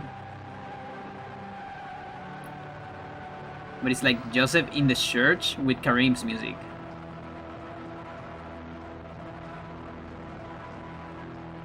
No, wait, is it Kareem music? No, this is Mac's music, never mind. Or part of Mac's music.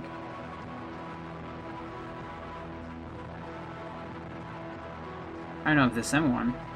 It might be a different song early on development.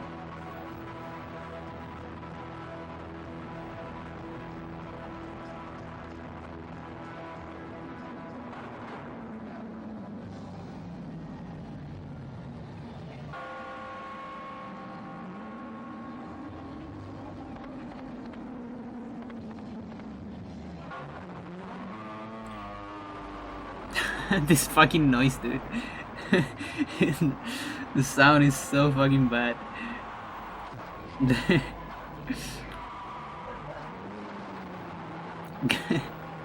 And you can see like the people walking in the back. This is just probably a demo from E3. Someone playing the demo. I can barely see what's going on.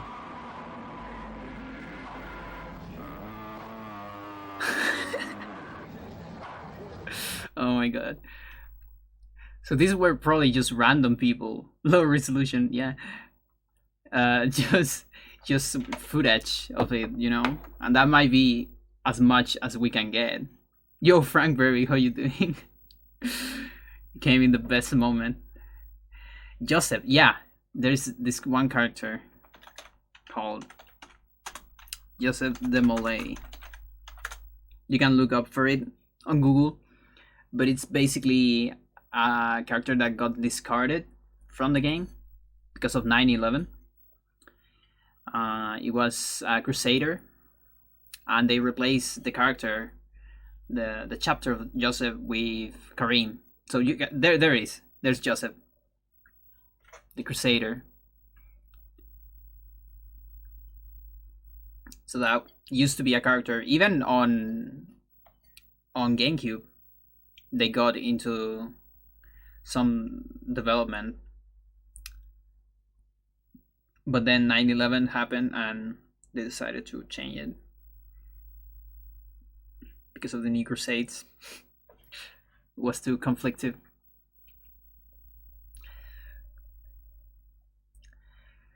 All right,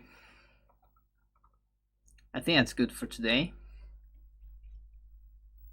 That was a funny conversation. I like it. I hate when a game does that. What do you mean specifically? Like when it cuts content because of censorship or stuff like that? That definitely sucks. Like it's more of a corporation decision more than a design decision. Just because your game exists in the real world and you have to You have to either take the risk or not when they remove content because they want politically correct. Yeah, like there was one thing. Dennis talked about this on an interview. There was his favorite sanity effect was the one that erases save files, which might also be my favorite one. And like he had that idea, and he showed that to Miyamoto when they were working with Nintendo.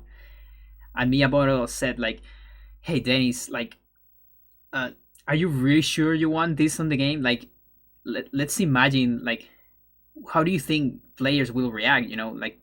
People can just go crazy when they see this because also yeah it scared me so badly too because he also made it very slow on purpose, so it's like very slow deleting save files because he wanted that reaction.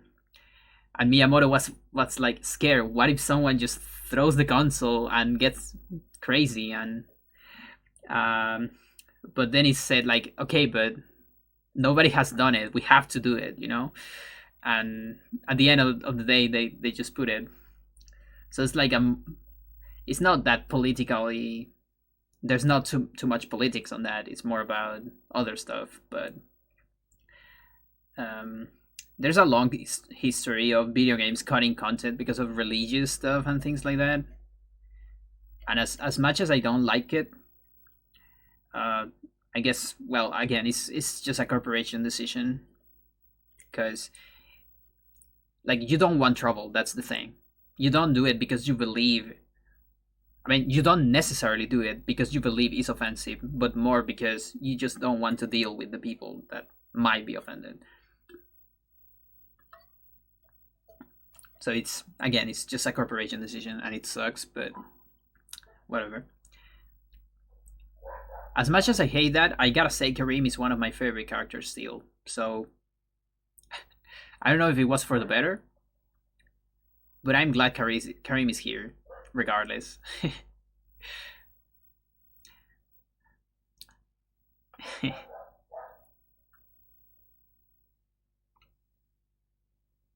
Yeah, those two, Kareem and Michael, are my favorite chapters. And then in characters, I like Kareem and Alex, I think, might be my favorites as characters.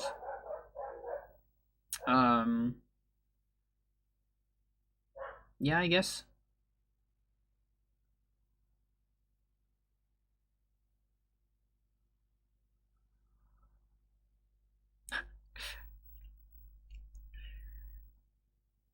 I wonder if there might be like another thing that could be somewhere, maybe on Nintendo, is not just the like the N6, yeah, those zombies, not just the N64 room, but like an early developing state of this, because there was Joseph on GameCube.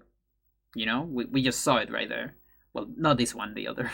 This is on N64. So I wonder if that exists, because that would be pretty cool too. Just getting some just early development of GameCube instead. There is some of that somewhere. What we're going to show now is we're going to Okay, one more video. Just one more.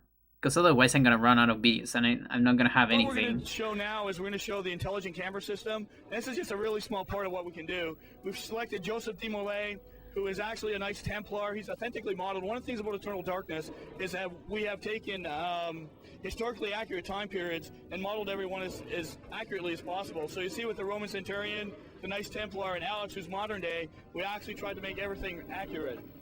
And what he actually does is he fights Florentine with a mace and an axe. He's a pretty mean hombre. Each character has more weapons. He has many more weapons in this, but we're not showing them in E3.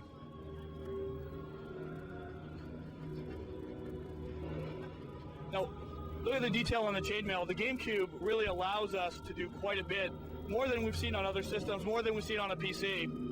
Again, you can see some of the lighting effects coming through the windows. Jeff is just going to basically crush this guy pretty quickly and to be able to finish him off.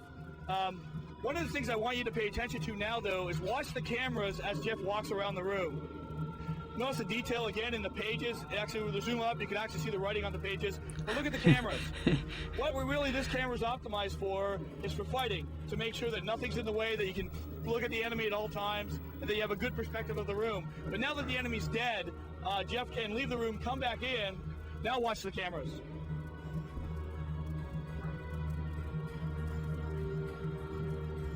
There we go, we're flying through the rafters. And if Jeff comes to the back of the room, Jeff, can you run to the back of the room? Thank you. You'll be able to actually see the entire detail that we're allowed to put in on the GameCube. Notice that there's more than just rafters. We actually have the individual boards modeled. Everything up there is very, very detailed. And these are just things now that we take for granted. And a lot of the rooms that we're showing here at E3 are really on a small scale compared to what's in the actual game. The best stuff is not being shown yet.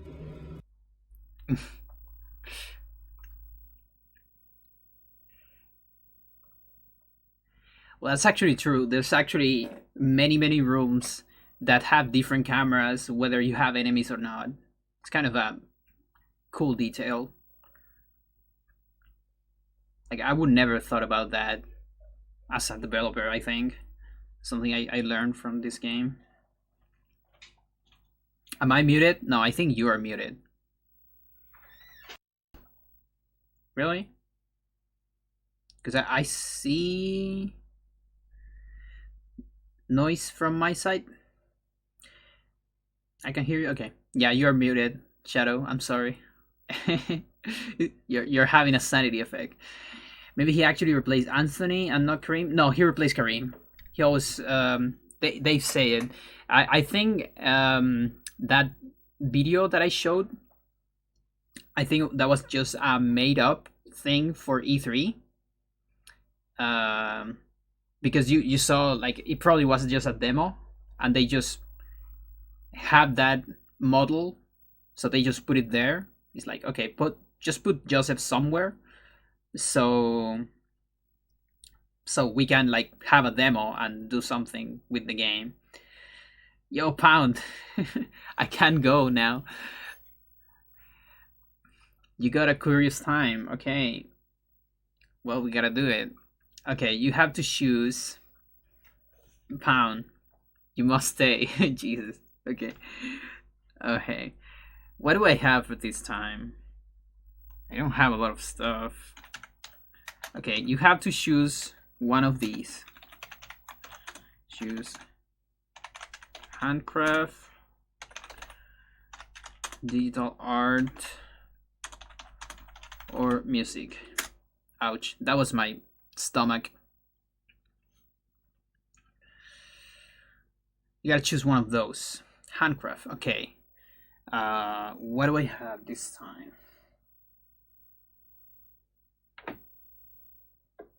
Okay, I think I can show the skeleton. Just give me a second right here. I'm gonna put some music in the background. I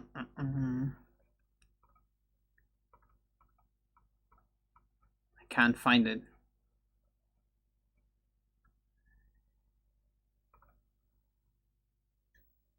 Just 1 second. I'm with you. Promise.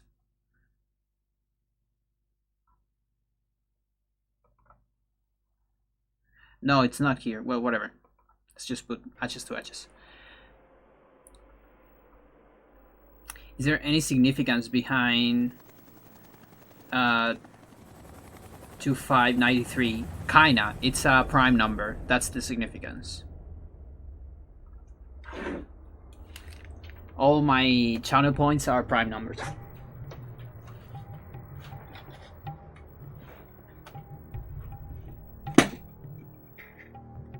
Okay, this thing has some dust, so you might see some dust on the camera. Give me a tiny second where I clean this.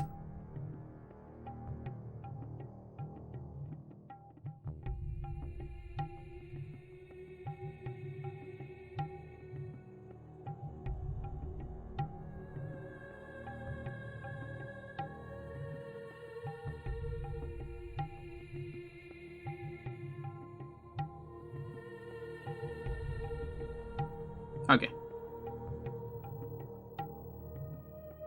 yeah, there might be some dust because of how my lighting works and where my camera is. You will always see the dust in my room. It sucks. I hate it, but what are you gonna do about it? I live in a house. That means I have a lot of bullshit. Okay, so what you're seeing here, let's see if you can see it properly. Okay, so this is a skeleton, but it's a made-up skeleton. This is something I made long ago. I hope it doesn't get destroyed. It might get destroyed. I haven't taken this off in a while. So I made this skeleton like taking a lot of parts of different. These are like real bones, by the way, that I just collected from the beach. You know, when you go to the rocks in the beach, you can find some dead stuff. I'm collected. So this is clean, by the way. It's totally clean. Yeah.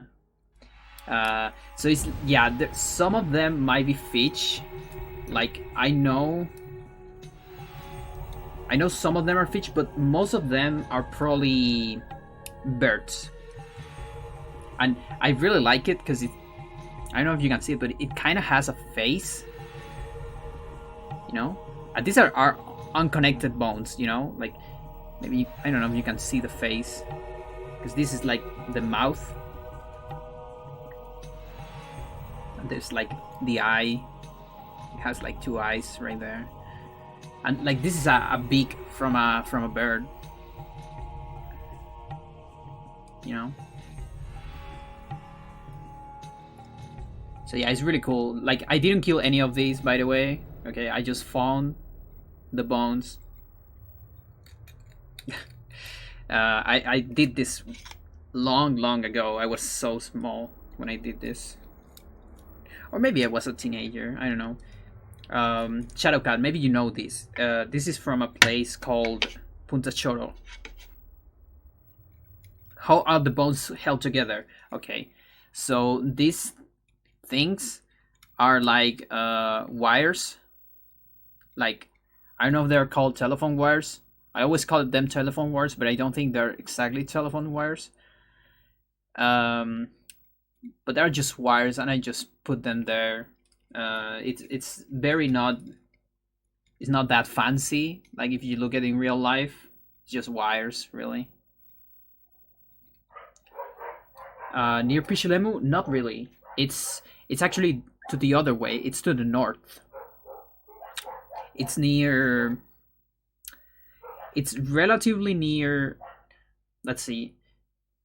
Maybe between Los Vilos and La Serena, I think, but to the coast. So it's like at the coast of the north of Chile. Like, I think it's the same region of La Serena. Sorry.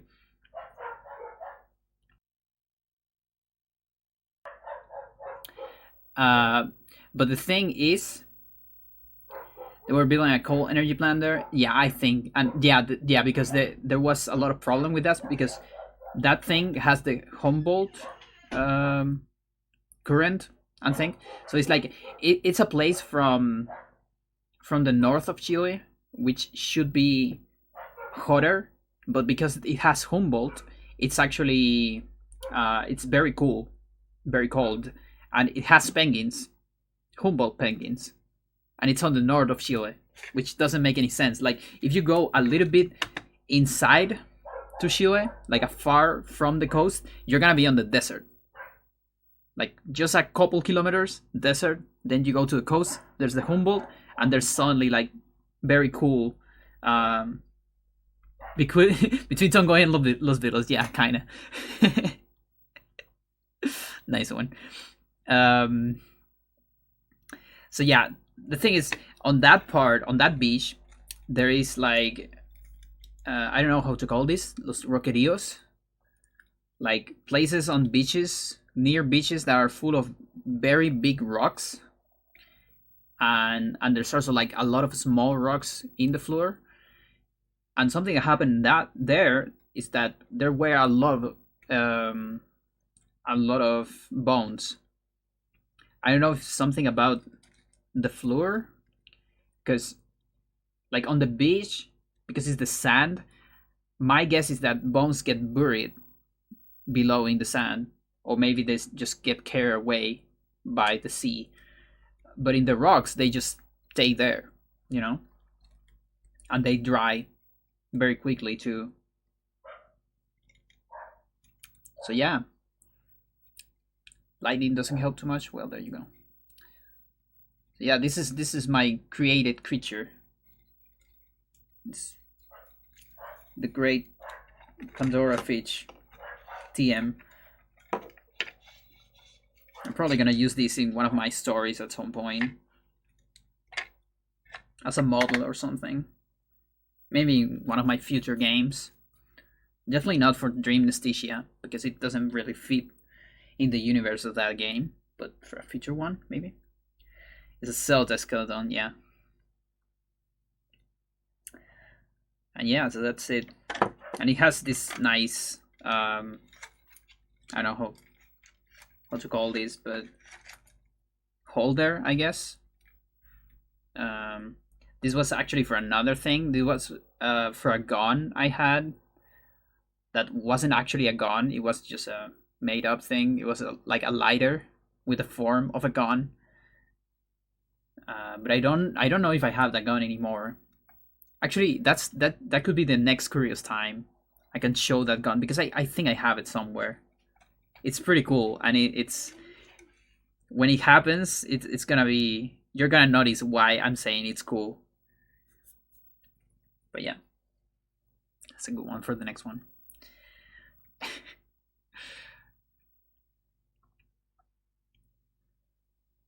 Where am I?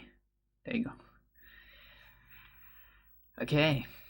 All right, now that's enough. I need to eat something, and I need to take my pills. Hormones cannot wait more. You can end stream now. Okay. Okay, fine. Thank you for watching.